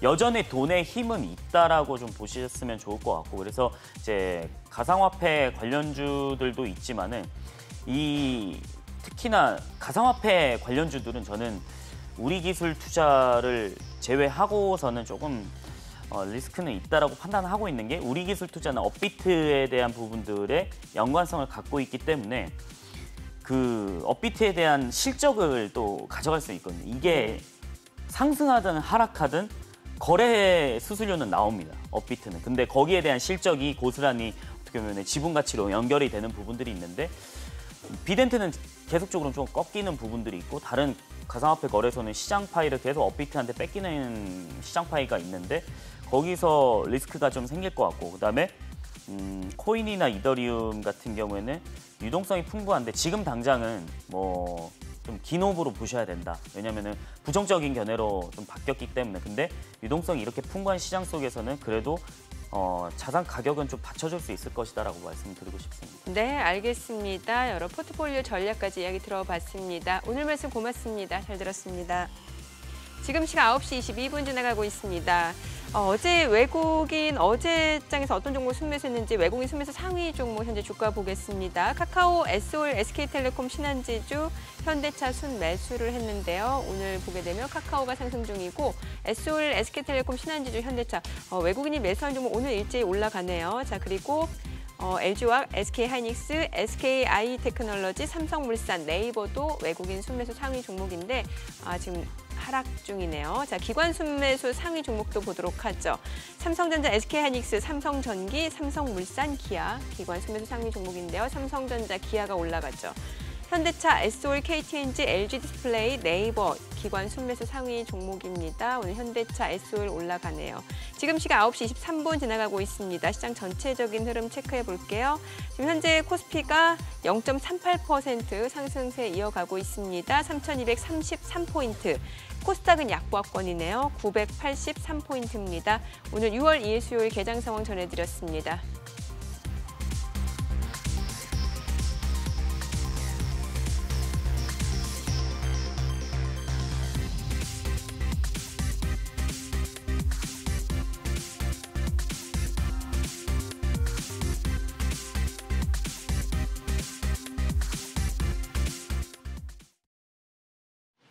이슈의 흐름을 살펴보는 핫이슈 키워드 시간입니다. 인터넷과 SNS를 뜨겁게 달구고 있는 키워드 함께 보시죠. 첫 번째 키워드는 전국민 재난지원금입니다. 더불어민주당이 이르면 여름철 휴가, 늦어도 추석쯤 전 국민에게 재난지원금을 주는 방안을 검토하고 있습니다. 민주당은 백신 접종에 따른 집단 면역에 맞춰 경제 활성화를 도모한다는 방침인데요. 관건은 재정입니다. 만약 국민 1인당 25만 원씩 지급할 경우 12조 7천억 원, 30만 원씩 지급하면 15조 3천억 원의 예산이 필요한데요. 이에 추경 규모는 최대 30조 원 안팎에 이를 것으로 보여 국가 재정 부담 문제와 함께 대선용 돈풀기 논란이 불가피해 보입니다. 두 번째 키워드, 나경원만 공격입니다. 때리면 2배로 반격한다던 이준석 후보는 어제도 자신에게 공세를 펼치는 나경원 후보와 날선 공방을 주고받았습니다. 나 후보는 당대표 후보 2차 토론회에서 이 후보가 안철수 국민의당 대표와 껄끄러운 관계에 대해 지적하며 이 후보가 당대표가 되면 야권 통합은 점점 멀어지는 게 아니냐고 지적했습니다. 그러자 이 후보는 나 후보가 계속 그렇게 대응하는 게 공정 관리에 전혀 자질이 없다는 것이라고 맞받았습니다. 그리고 나 후보가 화두에 올린 트럼피즘에 대해서 이 후보는 자신에게 혐오 이미지를 더 씌우려 한다며 2030 세대를 트럼프 지지 백인 하층민에 비유했다고 주장했는데요. 나 후보는 이를 즉각 반박했습니다. 세 번째 키워드, 윤희숙 같이 정치하자입니다. 최근 국민의힘 소속 의원들을 만나고 있는 윤석열 전 검찰총장이 윤희숙 의원과 만난 자리에서 정치를 같이 하자고 말한 것으로 알려졌습니다. 윤 전 총장 측은 지난달 25일 윤 의원을 만나 그의 책인 정책의 배신을 읽었다고 소개하고 정책관에 공감을 표했다고 밝혔는데요. 윤 의원은 SBS 기자에게 정치를 같이 하자는 언급이 있었다고 밝히며 자신은 입당부터 하시라고 답했다고 전했습니다. 윤 전 총장의 행보가 빨라지는 가운데 일각에선 오는 11일 국민의힘 대표 선출 이후 윤 전 총장이 정치적인 결단을 내릴 것이란 관측도 제기됩니다. 네 번째 키워드, 검찰 고위 간부 작심 비판입니다. 김호수 검찰총장 임명에 맞춰 사의 표명을 한 검찰 고위 간부들이 정부의 검찰개혁 방향에 작심 비판을 쏟아냈습니다. 사의를 표한 배성범 법무연수원장은 내부 통신망에 올린 사직 인사글에서 검찰총장이나 법무부 장관이 일일이 개별 사건의 수사 개시를 승인하는 건 일선 검찰청과 검사들의 수사 자율성, 독립성을 심하게 손상할 우려가 있다며 우려를 제기했는데요. 오인서 수원고검장 역시 사직 인사글에서 검찰을 보는 시각과 진단도 백인백색이고 칭찬과 비난이 손바닥 뒤집듯한다며 검찰이 처한 현실을 개판했습니다. 다음 키워드는 한동훈 조국 비판입니다. 조국 전 법무장관이 자신과 가족들이 수사를 받는 과정을 담은 자서전 조국의 시간이라는 책을 출간했습니다. 조 전 장관은 언론과 검찰의 일방적인 주장에 대한 자기 방어적 기록이라고 밝혔는데요. 이에 대해 당시 수사를 이끈 한동훈 검사장이 비판의 목소리를 높였습니다. 한 검사장은 세계일보와의 인터뷰에서 비리를 저지른 것 자체보다 권력으로 비리를 옹호한 게 훨씬 나쁘다며 조국 사태는 룰과 상식을 파괴해서 이 나라를 후지게 만들었다고 말했습니다. 그리고 회고록은 초현실적인 망상이라며 판결문 한 벌만 읽어보시라 뇌피셜 말고 사실은 거기 있다고 비판했습니다. 여섯 번째 키워드는 얀센 광클입니다. 미국 얀센사가 만든 코로나19 백신 접종을 하기 위한 국내 사전 예약이 하루 만에 100만 명이 몰리며 당일 마감됐습니다. 접종 대상자들이 매우 빠른 속도로 마우스를 클릭하는 이른바 광클에 나섰는데요. 접속자가 한꺼번에 몰리면서 접속이 지연되거나 예약까지 긴 시간을 기다려야 하는 불편이 발생하기도 했습니다. 이런 광클 행보는 당일 예약 접종 시스템이 개시되고 정부가 백신 접종 인센티브를 도입한 영향으로 보입니다. 다만 예약 대상이 30세가 넘은 예비군이나 민방위 대원, 군 관련자였기 때문에 모두가 접종 신청을 할 수 있는 건 아니어서 남의 집 잔치였다는 아쉬운 목소리도 나오고 있습니다. 일곱 번째 키워드, 애플카 차익본 현대차 임원입니다. 올해 초 현대자동차가 애플과 함께 자율주행차를 개발한다는 소문이 퍼지면서 현대차 주가가 급등했었는데요.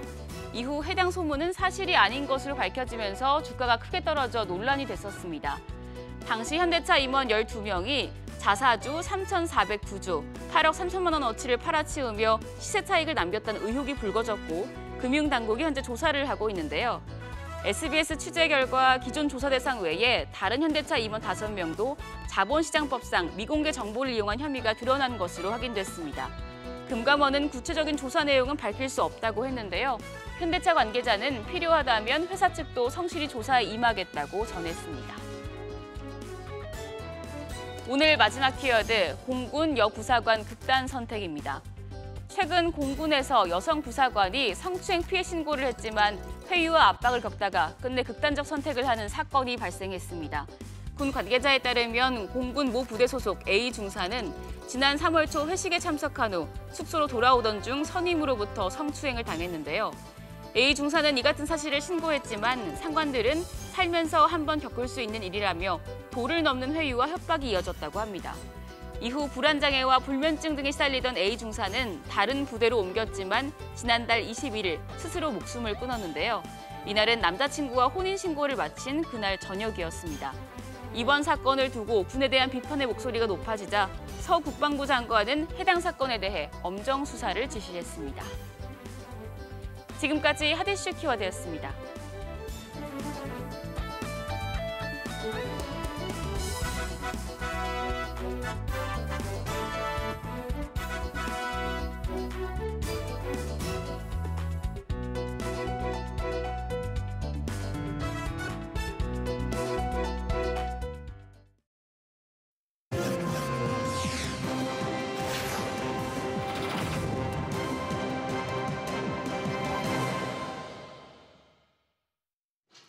해법을 찾는 토론 이슈엔 직설 시작하겠습니다.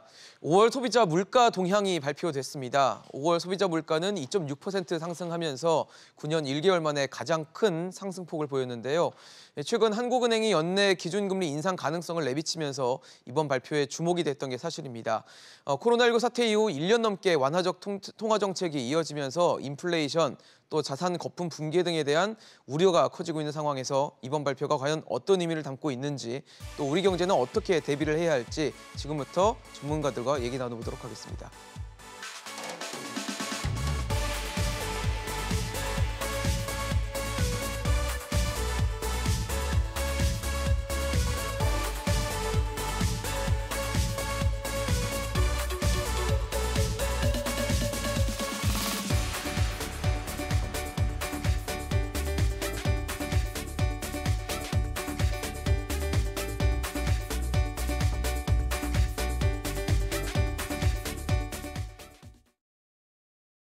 네, 오늘 함께해 주실 세 분 소개하겠습니다. 숙명여대 신세돈 명예교수, 송현경제연구소 장광수 거시경제본부장, 가톨릭대 경제학부 양준석 교수 나오셨습니다. 어서 오십시오. 안녕하세요. 반갑습니다.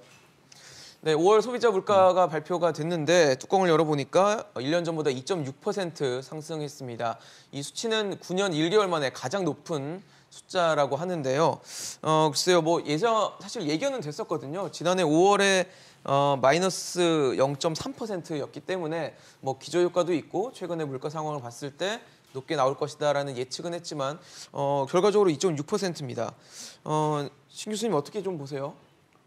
우리 한국은행이 물가를 이제 목표를 하는 게 2%인데 네. 2%를 상당히 초과했어요. 지난달에도 2.3이었거든요. 2.3이었고 예. 이제 2.6인데 이번에 물가 상승은 크게 한 두 가지를 지적을 해야 되는데 네. 작년 같은 기간에 코로나 직후에 물가가 많이 떨어진 거, 네, 네. 기저효과라는 게 하나 있고 네. 또 하나는 이번에 그 품목별로 물가 상승을 보면은 네. 이게 아주 고르게 물가가 올라간 게 아니라 몇몇 개 품목에 집중돼서 나타났거든요. 농축수산물, 그렇죠. 그쪽하고 그다음에 석유류 네. 네. 그리고 일부 광물 따라서 이번에 물가는 국지적이다 이게.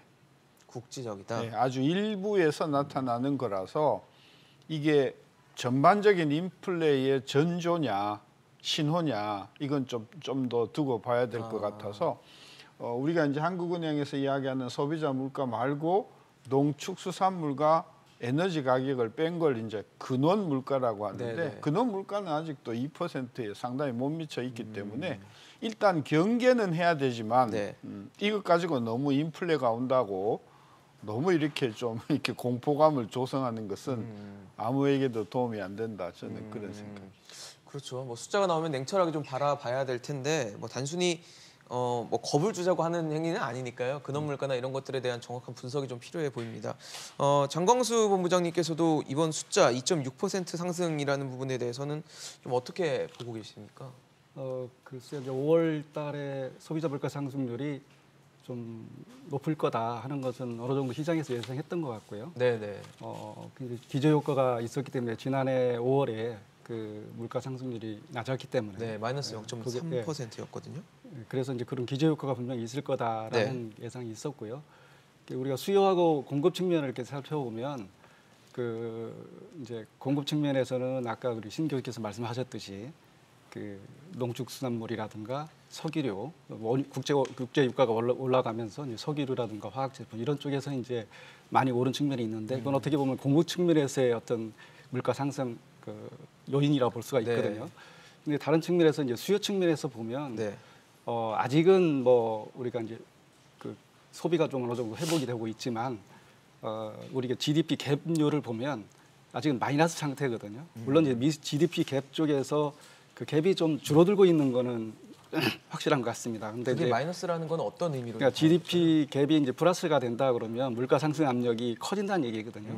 근데 이제 아직은 이제 그 GDP 갭이 마이너스이기 때문에 그 물가 상승 압력 측면에서 보면 어쨌든 그 2%의 그 이상 그 물가 상승을 압력은 그럼 적다라는 의미고요. 목표 이상 가는 건 그렇죠. 좀 압박이 그러니까 적다. 물가 상승이 그 소비자 물가 상승이 조금 물가가 올라가는 측면은 있습니다. 분명히 네네. 갭률이 줄어들면 그렇지만은 2%에 미치지 못하는 상황이다라고 얘기할 수 있는데 그래서 이제 우리가 이제 근원 물가를 보면 아까 신교육에서 말씀하셨지만은 근원 물가를 보면 아직 2%는 못 미치고 있습니다만은 추세적으로 보면 그 뭐 뭐 농산물하고 소비를 제외한 지수를 보면 예. 그 3월부터 계속 높아지고 있거든요.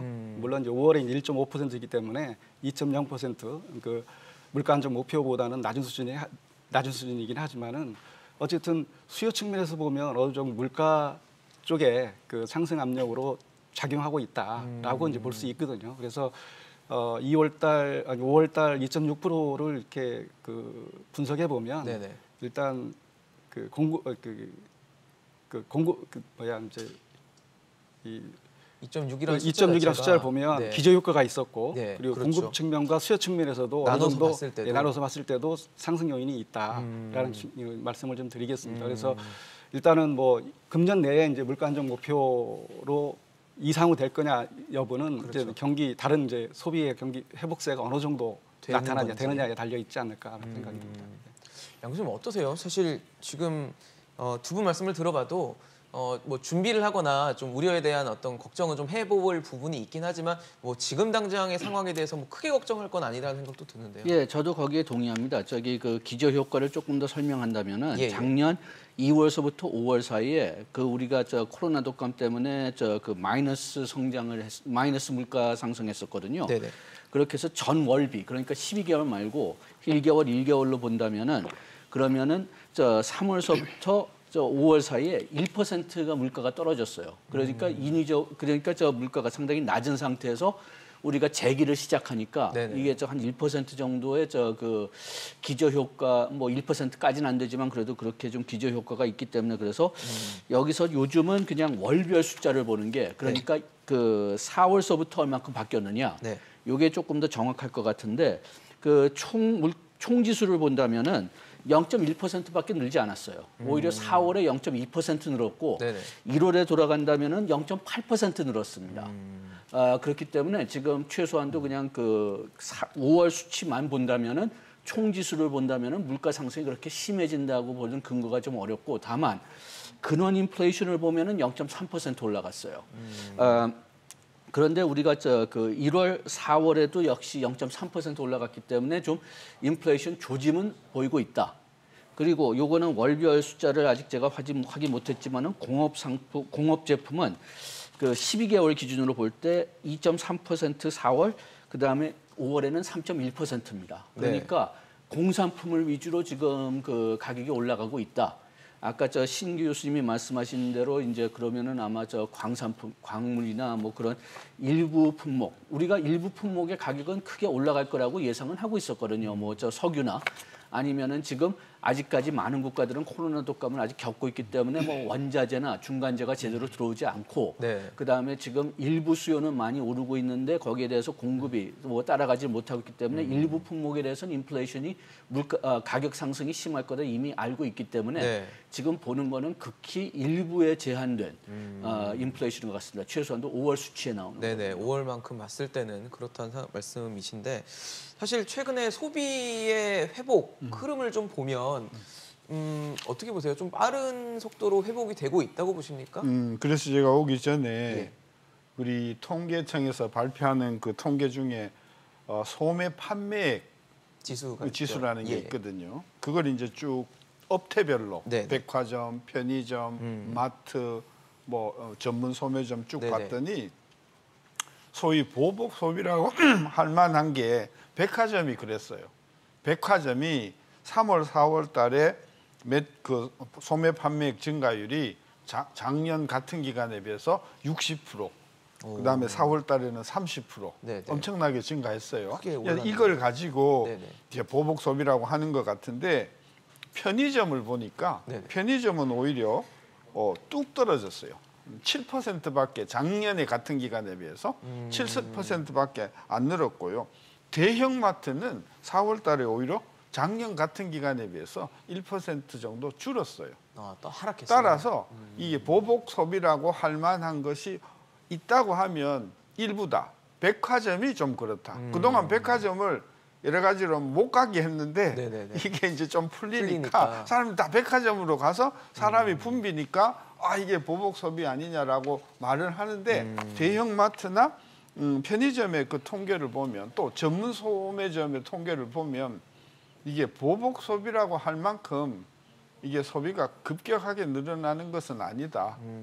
따라서 수요가 확 늘어서 물가가 올라간다는 그 이론은 백화점은 모르겠으나 다른 쪽에서는 별로 그런 양상이 안 일어나는 것 같다. 뭐 일종의 국지적인 현상 정도로 봐야 되는 건가요, 그러면? 그렇죠. 특정 업태만 예, 좀 특정 쏠려 업태만. 있는. 예. 면세점 같은 경우는요. 작년까지만 해도 재작년에 비해서 막 40% 50% 마이너스였거든요. 그렇죠. 뭐 가지 않으니까. 예. 해외를 근데 못 지금은 나가니까 또 플러스 한 20%로 다시 작년에 워낙 나빴기 기저가 때문에 있었겠죠. 거기에 대해서 한 20% 올라오는데 그럼 그걸 보복 소비라고 이야기할 수 있냐? 저는 그래서 보복 소비라고 하기에는 조금 좀 더 두고 봐야 될 것 같아요. 그래도 좀 꿈틀대고 있다는 데는 동의하세요? 대형 마트나 일부 품목에 대해서는 네네. 뭐 그런 게 있겠죠. 이번 여름에 되면 아마 여행 많이 갈걸요, 해외여행. 그럼 또 다들 그 해외여행 간다고 그럼 보복 소비라고 이야기할 수 있을 것인가. 저는 그래서 보복 소비라는 말이 좀 너무 좀 거칠게 들려온다는 생각이 들어요. 아마 보복 소비라는 표현을 아마 이제 그동안 참고 있다가 아니 못했다가 이제 소비가 갑자기 폭증한 현상을 아마 보복 소비라고 하는 걸로 알고 있는데 어떠세요, 본부장님? 지금 소비 회복세는 어느 정도 궤도에 올라온 상황입니까? 글쎄요, 아직 뭐 소비가 전방위적으로 소비 회복세가 뭐 번개대에 올랐다 얘기하기 좀 어려울 것 같습니다. 근데 이제 신 교수께서 말씀하셨듯이 그 일부 부분에서 그 보복 소비라고 하는 네네. 펜트업 뭐 이펙트 또는 펜트업 스펜딩이라고 얘기를 하는데 이런 보복 소비, 보상 소비 현상은 나타나고 있는 건 사실인 것 같습니다. 신 교수께서는 이제 업태별로 이렇게 말씀하셨는데 품목별로 이렇게 보면 그 내구재 쪽에서 그런 현상이 많이 나타난 걸로 이렇게 통계가 나오고 있거든요. 뭐 예를 들면 그 승용차라든가 또는 이제 그 가전제품, 뭐 가구, 뭐 컴퓨터 뭐 이런 것들은 지난해에도 상당히 사들이는 늘어났거든요. 모습이 있었죠. 그래서 이 내구재를 중심으로 한 보복 소비는 분명히 있었다. 보상 소비 뭐 이런 건 있었다고 볼 수가 있는데 그렇지만 이제 전방위적으로 이게 소비가 그 보복 소비가 전방위적으로 확산됐다고 보기는 어려운 게 일단은 한은의 그 금년도 민간 소비 전망을 보면 5월달에 발표를 했지 않습니까? 지난달 27일날 발표를 했는데 금년 성장률이 민간 소비 증가율이 2.5%예요.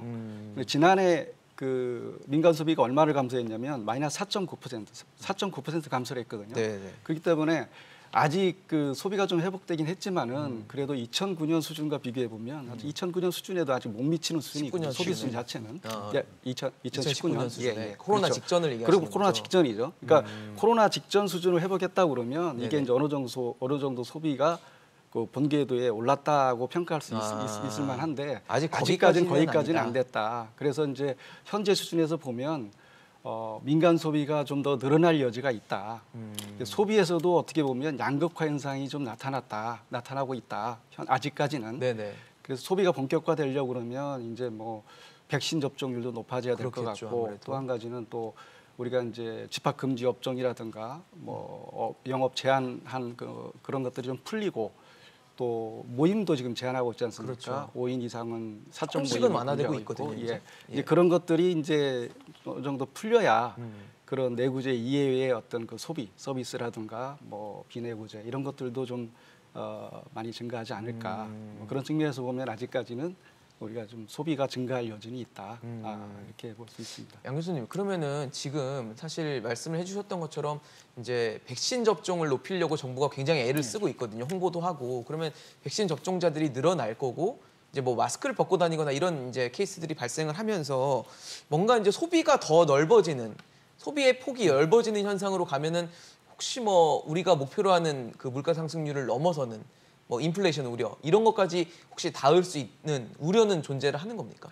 뭐 우려는 존재하지만은 금년에는 좀 어려울 거라고 봅니다. 왜냐하면은 지금 집단 면역이 생길 거는 지금 저 정부 계산으로는 11월이거든요. 11월이니까 지금 얘기하시는 그런 시나리오가 나올 거는 11월 돼야지 좀 이제 시작이 된다는 거니까 금년에는 뭐 별 그렇게 영향 주지 않을 것 같고 네네. 오히려 인플레이션이 나올 좀 염려가 있는 거는 좀 수출 부분에 통해서 네네. 좀 나올지 않을까 좀 그런 걱정이 있어요. 왜냐하면은 지금 우리나라는 11월에 집단 면역이 될 거지만은 미국 여름에 집단 면역 형성될 것 같거든요. 그다음에 유럽도 이제 미국 같이 빠르진 않지만은 그래도 가을 정도 정상화될 것 우리보다 좀 같다고 앞서서. 한다면은 네. 그러면은 그쪽의 수요가 먼저 올라갈 겁니다. 그쪽의 수요가 먼저 올라갈 거고 아까 얘기했던 병목 현상. 예. 그러니까 수요는 굉장히 빨리 오르는데 생산은 거기에 못 따라가는 현상. 요게 있어가지고서 인플레이션이 올라갈 거고 네. 거기에 따라서 우리나라가 덩달아서 영향받을 가능성이 오히려 더 크다고 봐요. 네.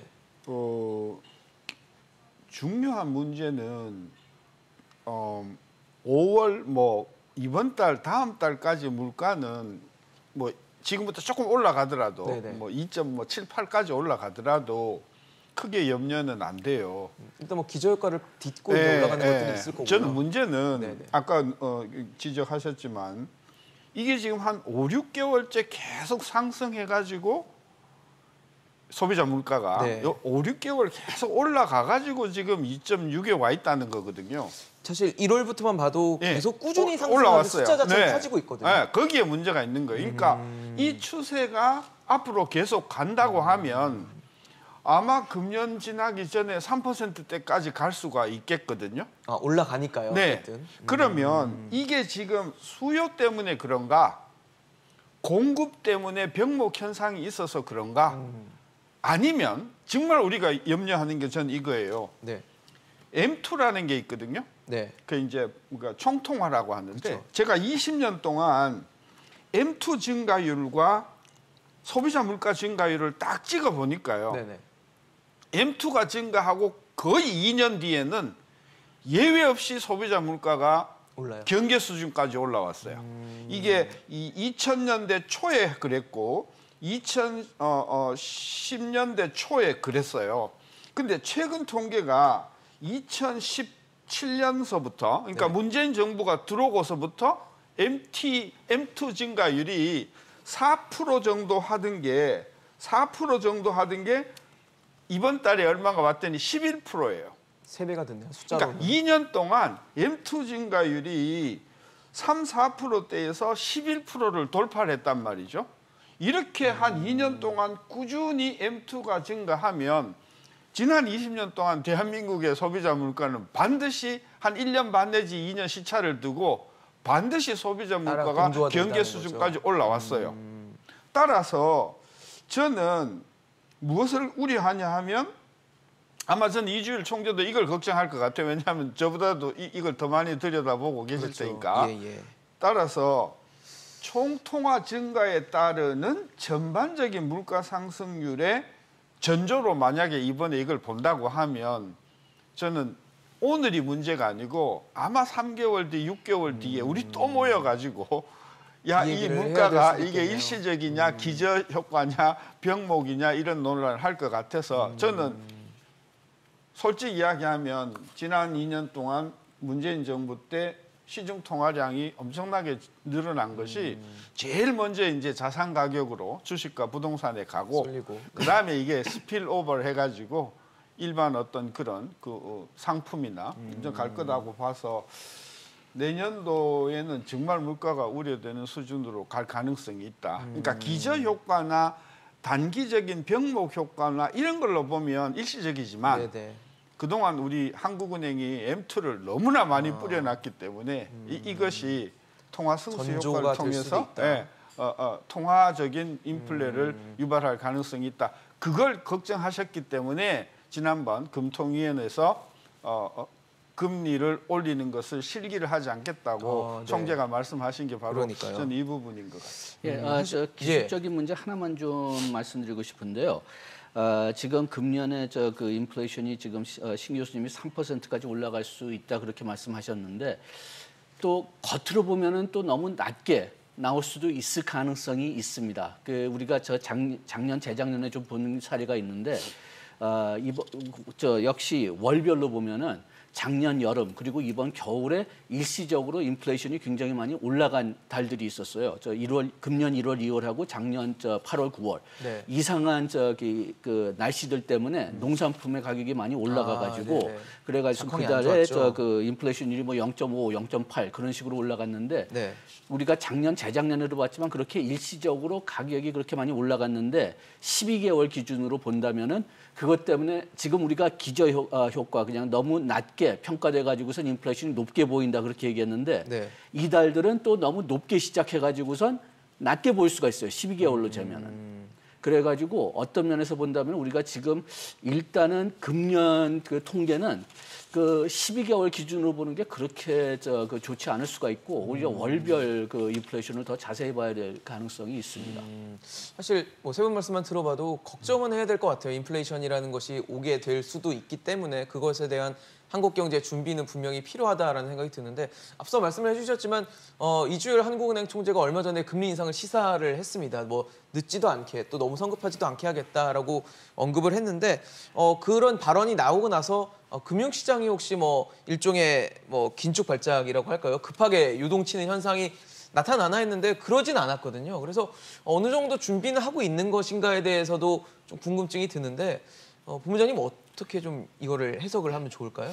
글쎄 뭐 이제 그 여러 가지 경제 상황을 미루어 봤을 때 시장에서는 분명히 지난달 금통위에서 금리 인상에 대한 어떤 시그널이 있을 거라는 예상을 했었을 것 같습니다. 근데 실제로 그렇게 그 신호를 했고요. 네네. 그런 측면에서 보면 이제 시장에서 예상에 부합하는 그런 정도의 언급이 있었고 그리고 금리 결정이 있었다. 금리 결정이 이제 동결을 했지만은 만장일치였거든요. 근데 이제 만장일치라는 의미가 뭐냐면 이제 이제 금리 인상에 대한 어떤 다른 의견이 없었다, 소수 의견이 없었다는 얘기거든요. 그래서 동결을 해야 된다는 데는 동결할 때 의견이 없었다. 이견이 없었다는 얘기죠. 만장일치였고 네네. 그렇기 때문에 과거에 이제 금리 인상 프로세스를 보면 이제 뭐 어떤 돌발적인 상황이 벌어지지 않는 그런 충격이 없을 경우에는 어떻게 했냐면 일단 시그널을 주고 거기에 이제 소수 의견이 나오고 그리고 나서 이제 금리 인상을 하는 그런 패턴이었거든요. 이제 그런 상황이라고 그러면 이제 이제 이주열 총재께서 이제 기자회견을 하면서 만장일치고 소수 의견이 없었다는 그런 그 시그널이 뭐냐면 한은에서 금리 인상에 되기까지는 좀 시간이 필요하구나 하는 게 이제 시장에서 이제 해석을 했을 것 같고요.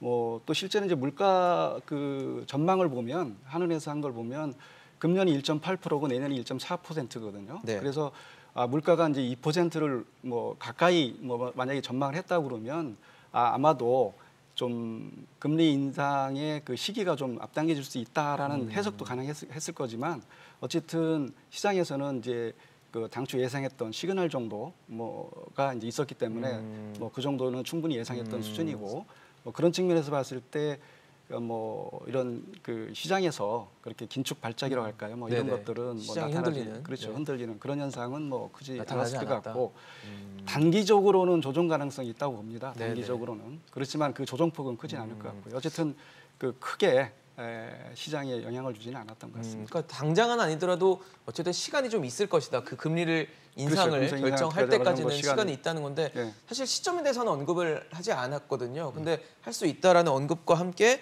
연준보다도 먼저 올릴 수도 있다는 식의 발언을 하면서 이게 그러니까 연준을 따라가는 게 나중에 금융 불균형을 심화시킬 수 있다라고 발언을 하니까 연준을 따라가기보다는 우리가 선제적으로 올릴 수도 있나에 대해서도 좀 궁금해지는 부분이거든요.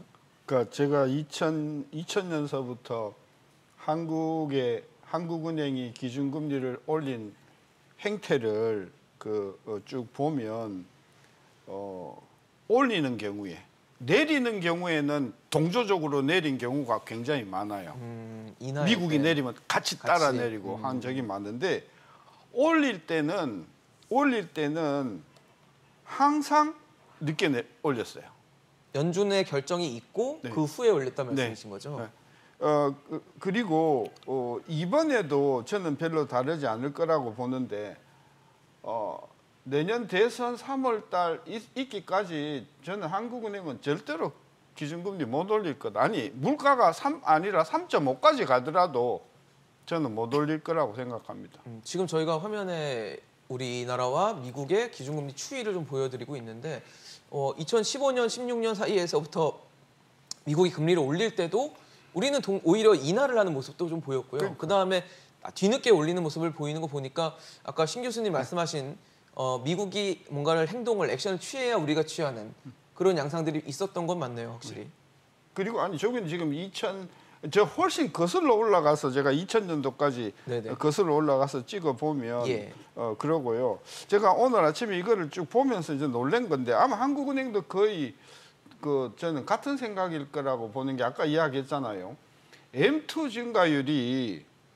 증가율이 올라가면 반드시 물가 상승이 따라왔어요. 앞서 말씀하신 그다음에 M2 증가율이 떨어지면 물가가 확실히 떨어졌어요.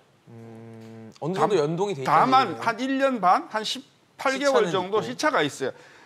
우리가요 한 10년 전만 해도 한은의 목표 물가 상승률이 3%였거든요. 지금 2%예요. 그렇죠. 그 왜 떨어졌을까요? 왜 3%이던 나라가 왜 2%로 떨어졌을까요? 보면요. 2008년도, 9년도에 총통화 증가율이 16%였었거든요. 그 금융위기 전후해서. 그게 3년 뒤에 얼마까지 떨어지냐면요. 3.5% 증가 속도로 떨어져요.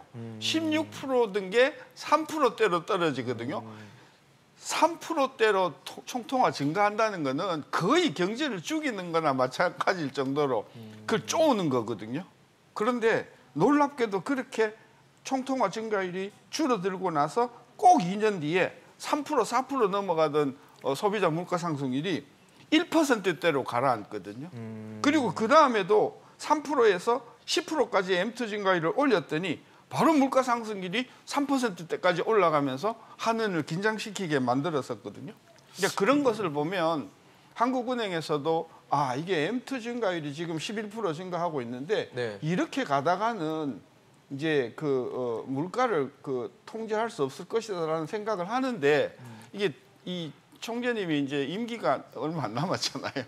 근데 내년인가로 이제 제가 알고 있는데 통화 증가율하고 이렇게 물가의 관계를 단순히 이렇게 비교하는 것도 사실은 조금 더 조심해야 될 것 같습니다. 왜냐하면 한국은행에서 정책을 하는 데 있어서 물론 이제 통화량 증가율도 보지만 사실 금리를 중심으로 보지 않습니까? 그래서 사실은 이제 기준금리를 조정하다 보면 당연히 이제 통화량하고도 연계되기 때문에 통화량을 목표로 해서 하는 게 아니기 때문에 통화량이 물론 이제 증가해서 물가가 영향을 주긴 하겠지만 그걸 인과관계를 바로 다이렉트 연결시켜서 해석하는 거는 조금 조심할 필요는 있고요. 한 가지 요인만으로 결정되는 건 아니다라는 여러 가지 말씀 결정 요인이 있고 또 실제로 한국은행에서 기준금리를 가지고 할 때 기준금리가 낮다. 근데 기준금리 수준하고 이제 자연이자율이라든가 중립금리라든가 이런 금리 수준하고의 어떤 비교를 통해서 우리가 물가 가 어느 정도 영향을 줄 건지 그런 거를 판단해야 되는 게 아닌가. 사실 여러 가지 요인을 갖고 그냥 단순한 현상만 가지고 우리가 그게 원인이다 얘기하기에는 여러 가지 요인들도 감안해서 봐야 되지 않겠느냐. 그래서 물론 이제 신 교수께서 말씀하신 그 내용도 사실은 우리가 귀담아 듣고 평가를 해야 되겠지만 전조의 일부가 될 수 있다라는 여러 가지 다른 요인도 때문에, 함께 고려해서 특히 단순한 어떤 인과관계만 고려해서는 좀 잘못하면은 오판할 수도 있거든요. 그래서 그러니까 제 그런 포인트는 좀 이거예요.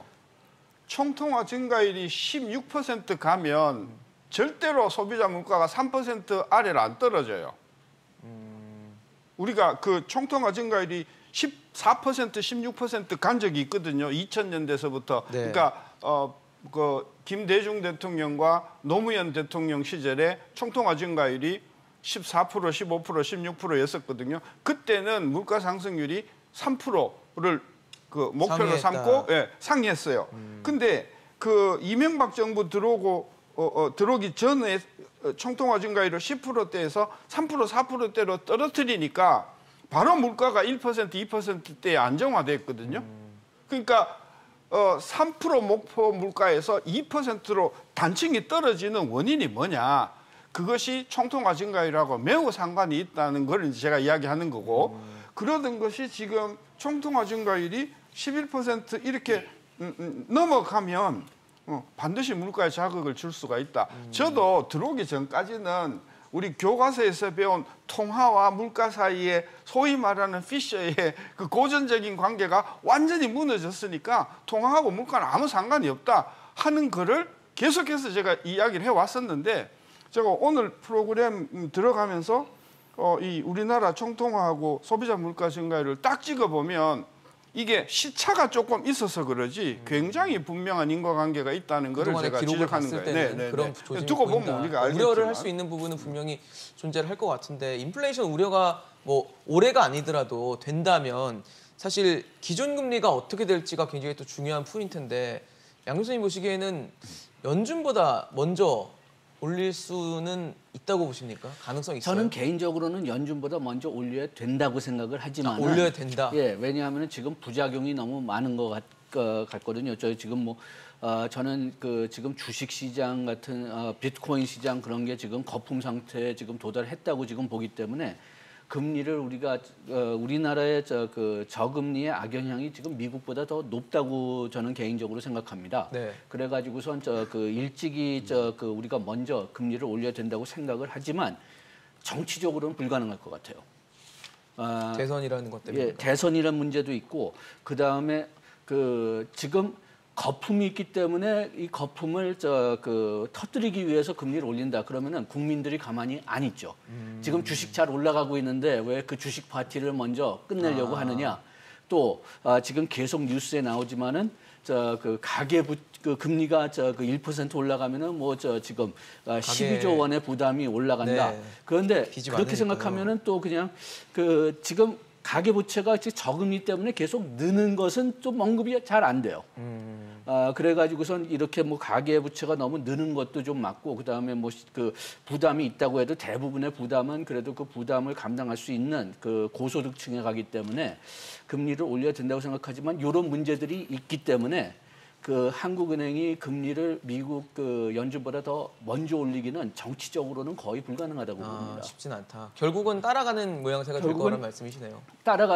그 미국 연준을 올리는 게 빌미를 제공하니까 그러니까 따라갈 수밖에 없는데 순수하게 지금 통계나 경제 상황으로 본다면 제 개인적인 생각은 4분기에 올려야 된다고 생각합니다. 근데 이 미국의 연준이 이제 금리를 언제 인상할 거냐 하는 거를 우리가 생각해 보면 그렇죠. 그 단기간에 이루어지기는 힘들거든요. 왜냐하면 과거에도 이제 그 글로벌 금융 위기 때도 보면 그 미국이 양적 완화를 했잖아요. 네. 그 금리를 최저선 낮추고 네. 양적 완화를 했고 그 양적 완화를 실시한 후에 그걸 종료하는 데까지 그게 한 7년인가 걸렸거든요. 네. 그러니까 이제 양적 완화를 실시해서 양적 완화 규모를 줄여가는 네, 테이퍼링이라고 테이퍼링하고. 하잖아요. 테이퍼링하고 그리고 이제 종료하고 그리고 나서 금리를 올렸거든요. 네, 네. 그게 이제 7년이라는 시월이 걸렸고 실제로 테이퍼링을 언급했을 때 긴축 발작이 일어났잖아요. 테이퍼 텐드럼이라고 신흥시장국에서 통화 가치가 급락하고 또 신흥시장국의 어떤 시장이 불안해지고 하면서 사실은 테이퍼링 언급하고 나서 실제로 테이퍼링 실시한 게 한 7개월 정도가 소요됐습니다. 그러니까 테이퍼링, 그러니까 자산 매입을 축소하는 그 것을 자산 매입 일단은 축소하는, 그렇죠. 점진적으로 한 다음에 네, 모든 게 금리, 끝나고 나서 그렇죠. 금리가 인상되는 그런 프로세스이기 흐름이었다는 때문에 거잖아요. 단순히 금리만 가지고 비교하면 분명히 우리가 먼저일 가능성이 크고요. 대신에 이제 긴축 모드로 가느냐, 이제 기존의 완화 기조에서 이제 조금씩 이제 완화 기조를 축소해가고 긴축 언제 돌아설 가느냐. 것인가. 그런 측면에서 보면 아마 그 시점은 우리가 좀 늦을 수도 있고 우리가 그런 측면에서 보면 이제 조금 그 차이를 아마 안 두고 오히려 좀 우리가 늦을 수도 있지만 금리 인상 자체만 놓고 보면 우리가 좀 빠를 가능성이 높다고 봅니다. 사실 금리를 인상하는 데는 여러 가지 요인을 고민을 해야 되는 그런 중요한 결정일 텐데 그러니까 경제 성장도 분명히 영향을 줄 거예요. 근데 지금 정부는 올해 경제 성장률 목표치로 4%를 내건 상황입니다. 그러면서 여당에서는 이를 달성하기 위해서 전 국민 재난 지원금 지급을 하겠다, 여름 휴가 전에 하겠다라는 얘기까지 나오고 있는 상황인데 또 재난지원금 얘기를 말씀을 드리게 됐습니다. 신 교수님. 네. 어떡할까요, 이거? 전 국민 줘야 된다고 지금 얘기하고 있거든요. 좀 제가 과장해서 이야기하면요. 네. 150% 정치적인 제스처라고 봐요. 네. 작년에 이게 되게 재미를 봤거든요. 1차 재난지원금 총 예산이 아마 14조 좀 되는데 14조 3천억 원이었습니다. 네. 되게 재미를 많이 봤었어요. 그 후에 선거를 그러니까 총선에서 아주 네. 야당이 아주 여당이 그냥, 파티를 했고. 참패했잖아요. 그때의 기억이 계속 있으신 거예요. 저렇게 주면 절대로 안 돼요. 절대로 안 되는 거고요. 그리고 그것을 이번에 카드로 내놓으시려면 1차 재난지원금, 전 국민 재난지원금의 성과가 성장으로 얼마만큼 이게 입증이 했는지. 되었는가 하는 것을 밝힌 다음에 이걸 해야 되는데 제가 모르긴 해도 제 주변에서 많은 분들이 저 돈 안 썼다는 거거든요. 물론 쓰긴 썼는데 네네. 한 50%, 60% 정도는 쓰고 나머지는 안 썼다는 이야기거든요. 그 전부 우리가 그 돈을 비상시를 대비해서 들고 있었다는 이야기거든요. 그러니까 주고 나서 한 달 내로 다 써라 그러면 몰라도 저는 그게 아니라고 하면 이게 그 경제 성장 효과는 없다. 저는 그래서 만약에 여당에서 이거를 의결을 해서 추경을 해서 뭐 충분히 국회 영향력이 있으니까 그렇게 하겠죠. 할 거라고 봐요. 할 거라고 보는데 역사는 그걸 뭐로 평가할 거냐 하면 대표적인 그 정치적인 제스처였고 경제 성장의 효과도 별로 없고 결국은 재정만 악화시킨 문재인 정부의 가장 최악의 그 정책 중에 하나로 손꼽힐 거라고 봅니다. 2차 재난지원금. 네네. 재난지원금을 지금 지급하는 것을 이미 문재인 대통령이 2월쯤에 한번 여당 지도부랑 간담회를 하면서 시동을 걸었습니다. 코로나 벗어날 상황이 되면 국민 위로 또 국민 사기 진작 차원에서 재난지원금을 줄 수 있다, 준비할 수 있다라는 식으로 얘기를 하고 나서 최근에는 뭐 여당의 유력 대선 주자들도 다 이거를 지금 힘을 보태고 있는 상황이거든요. 그러다 보니까 뭐 각종 논란은 있겠지만 뭐 하지 않겠냐라는 식으로 지금 많이 보세요. 글쎄요. 그런데 저도 저 신 교수님하고 저 동의하는 게 주면은 안 된다고 개인적으로 생각하거든요. 왜냐하면은 우리가 지금 계속 보복 그 소비 얘기하고 있잖아요. 예. 그런데 진짜 저 집단 면역이 형성될 정도가 된다면은 그런 보복 그 소비가 많이 이루어질 건데 그러면은 정부 지원 없어도 소비는 올라갑니다.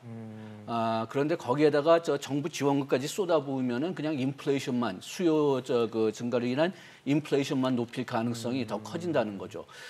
부분적으로 피해 많이 받으신 분 이번이 이 코로나 독감이 아무래도 K형으로 저 자격을 줬고 양극화. K형으로도 네. 회복됐기 때문에 그 피해를 많이 받으신 분들한테 그 부분적으로 지원해 준다. 여기는 동의할 수 있지만은 모든 국민들한테 다 준다. 그러면은 아까 얘기했지만 지금 저 한국은행이든지 국내외 연구를 본다면은 뭐 미국도 마찬가지고 우리나라도 마찬가지고 한 3분의 1 정도밖에 더 안 썼다고 나오거든요. 그러니까 그 큰 그 소비 효과는 없지만은 뭐 소비 효과가 있으면은 요거는 뭐 그 성장보다는 인플레이션을 가속화시키는 가능성이 훨씬 더 크다는 거죠. 오히려 좀 기다려봤다가 네. 보복 소비가 이루어졌는데 지속되지 않는다. 그렇게 해서 한 내년 정도에 가니까 다시 소비가 떨어진다. 그럴 가능성도 지금 저는 충분히 있다고 봅니다. 왜냐하면 우리 2019년에 성장률이 낮았기 때문에 정상화된다는 건 2019년으로 돌아가는데 저성장 정상화로 네네. 돌아가는 가능성이 있기 때문에 내년 봐가지고선 보복 소비가 일단 이루어졌다가 다시 적어졌다. 네네. 그러면 그때 쌓일지는 몰라도 지금은 아니다. 지금은 아닌 것 같습니다. 사실 근데 뭐 당정에서는 전국민 재난지원금에다가 자영업자 손실보상 그리고 백신 휴가제 지원까지도 검토를 하다 보니까 이게 현실 가능한 얘기인지 차라리 뭔가를 다 하기보다는 좀 선택과 집중이 필요한 건 아닌지 정말 힘든 분들에게 이 모든 재원이 들어가는 게 더 나은 효과를 낳을 수 있는 건 아닌지에 대해서도 좀 의견이 많거든요.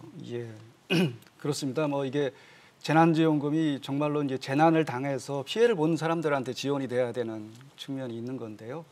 아까 그 이제 전국민 재난지원금을 만약에 그 시행을 한다고 했을 네. 경우에 사실 그 당위성이 있어야 되거든요. 그러니까요. 근데 이제 정부가 금년도 성장 목표율을 이제 4%로 정했는데 한국은행에서 전망한 게 금년 4%는 된다는 얘기거든요. 오히려 그거보다 더 높아질 가능성도 있는 상황에서 거기다가 이제 전국민 재난지원금을 만약에 편성을 해서 지출을 하게 된다고 그러면 분명히 전국민 재난지원금이 효과가 없는 건 아니거든요. 이 연구 KDI라든가 민간 연구기관에서 보면 한 뭐 3분의 1 정도, 30% 정도 말씀하셨지만은 그 정도 효과가 있고 뭐 다른 데서는 더 큰 효과가 있다 뭐 이런 그 분석도 있긴 한데 어쨌든 그 성장률을 높이는 효과가 있기 때문에 만약에 이런 상황에서 재난지원금을 전 국민에게 지급한다고 그러면 4%를 훨씬 넘어갈 가능성이 있습니다. 네. 그렇게 되면 인플레에 분명히 영향이 있을 거고요. 뭐 그런 측면에서 보면 전 국민보다는 이렇게 선별적으로 피해를 본 아까 그 소비 같은 경우에도 양극화 현상이 있다고 그랬지 않습니까? 네. 그렇기 때문에 좀 소비를 못하는 저소득층이라든가 또는 이제 예를 들면 뭐 이게 실직을 했다든가 또는 뭐 아직 미취업한 청년층이라든가 이런 네. 그 선별적으로 소비를 좀 늘릴 수 있는 그동안 소비를 못했던 그런 계층에 대해서는 좀 지원해도 괜찮지 않을까 생각이 듭니다만은 전 국민한테 지원하고 더군다나 거기다가 또 뭐 백신 휴가제라든가 예. 뭐 이런 것들은 조금 손실보상까지. 좀 우리나라의 재정 그 상황이라든가 또는 인플레 압력 우려라든가 이런 걸 봤을 때는 좀 신중히 접근할 필요가 있지 않을까 하는 생각을 합니다. 제일 고민되는 건 돈이 있냐예요. 우리 돈이 있나. 근데 1차 추경 우리가 14조 9천억 원 편성할 때도 한 9조 9천 10조 원 정도는 우리가 지금 국채를 이미 발행한 상황이거든요. 그런 상황에서 올해 1분기에 세수가 좀 늘긴 했지만 우리 올해 1분기 세수가 한 19조 원 정도 작년보다 늘었다고 하는데 그럼에도 이미 1차 추경 때 국채까지 찍어서 지금 추경을 준비를 한 상황에서 이걸 다 하겠다라는 게 과연 말이 될까라는 생각은 걱정이 되죠. 걱정. 그러니까 재정, 국가 부채, 그다음에 국채 발행 4년 동안 떠들었잖아요. 이 정부는 전혀 귀를 닫고 살잖아요. 그러니까 이 정부는요. 역사가 그렇게 평가할 거예요. 우리 국가 재정에 대해서는 괜찮다, 괜찮으니 걱정 말고 쓰자. 그러니까 알파가 쓰자고 오메가가 쓰자다. 쓰자에서 시작해서 쓰자로 끝나는 정부이기 때문에 그 부분에 대해서는 저는 백날 이야기해봤자 저는 이빨이 아플 거다고 생각을 해서 더 이상 저는 재정 문제는 이야기를 안 고칠 거예요. 아마 7월 달에 재정하고요. 네. 내년 대선을 앞두고 연말에 한 번 더 추경 더 하자고 할 거예요. 이 정부는 충분히 그럴 거다. 따라서 그 책임은 고스란히 우리 젊은 세대들이 앞으로 빚더미 국가 부채를 떠안을 거고요. 만약에 정부가 정말 그러니까 지금 야당이 지금 이 순간에 할 수 있는 일이라고 하면 역량을 지금 우리 코로나로 피해를 입은 업종이 몇몇 개, 한 6개, 7개 업종에 몰려서 나타났잖아요. 그분들 중에 한 3분의 1은 완전히 재생이 불가능할 정도로 못 일어나는 사람들이잖아요. 지금 이분들이 지금 사업을 하고 있으니까 멀쩡한 것 같지만은 이분 지금 속으로 막 퍼렇게 멍들어 있고 그 사이에 있죠. 빚이 수천에서 수억이 늘어난 상태거든요. 이분들은 앞으로 굉장히 그 신문에서 사회적인 어떤 충격을 줄 만한 그런 어떤 일들을 많이 할 수가 있는 분들이다. 완전히 그 인생의 그 벼랑에 서서 네. 따라서 손실 보상에 저는 정부가 역량을 모아줘야 되고 그 손실 보상도 2020년 3월서부터 소급해서 그동안 이런 것에 대해서 뭐 빚이면 빚, 늘어난 부채면 부채 그런 부분에 대해서 저는 이렇게 그래서 그분들이 소생할 수 있는 계기를 만들어 주는데 이게 역량을 모아야 되는데 여기 표가 안 나오거든요, 별로. 전 국민이 효과적이라고 생각하겠죠. 그러니까 전 국민이 훨씬 더 표가 된다고 생각하기 때문에 이 정부는 표로 시작해서 표로 끝나고요. 그다음에 빚으로 시작해서 빚으로 끝나고요. 돈으로 시작해서 돈으로 끝나는 거기 때문에 그 5년 동안 수백만의 자영업자와 수백만의 특고와 수백만의 비정규직의 어떤 일자리나 이런 것에 대해서는 별로 신경을 쓰는 척하면서도 안 쓰는 정부다. 난 그렇게 좀 혹평을 하고 싶어요. 예, 그런데 네. 저 손실보상법이 왜 중요하냐를 좀 간략하게 좀 얘기를 하고 싶은데요. 지금 그 소상공인들, 자영업자들, 뭐 식당 같은 데서 이 코로나 독감을 막기 위해서 상당히 협력을 했는데, 그런데 그렇게 협력해봤자 망할 거다. 그렇게 생각하면은 다음에 우리가 코로나 독감 문제가 나오든지 아니면 자연재해, 뭐 홍수 같은 데서 문제가 나오든지 하면은 협력 안 합니다.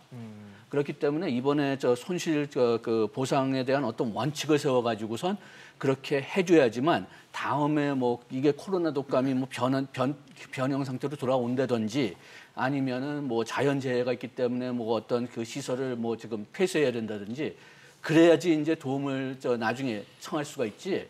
지금 다 손해 보면은 놔두라 그렇게 한다면은 다음에 절대로 도와주지 않습니다. 알겠습니다. 오늘 신세동 교수, 장광수 본부장, 양준석 교수와 함께 물가 그리고 또 금리 그리고 또 재난지원금까지 전체적으로 좀 다뤄봤습니다. 걱정이 많죠. 좀 걱정을 들어주는 정부가 되기를 기대해 보겠습니다. 오늘 이슈인 직선을 준비한 소식 여기까지입니다. 지금까지 시청해 주신 여러분 고맙습니다.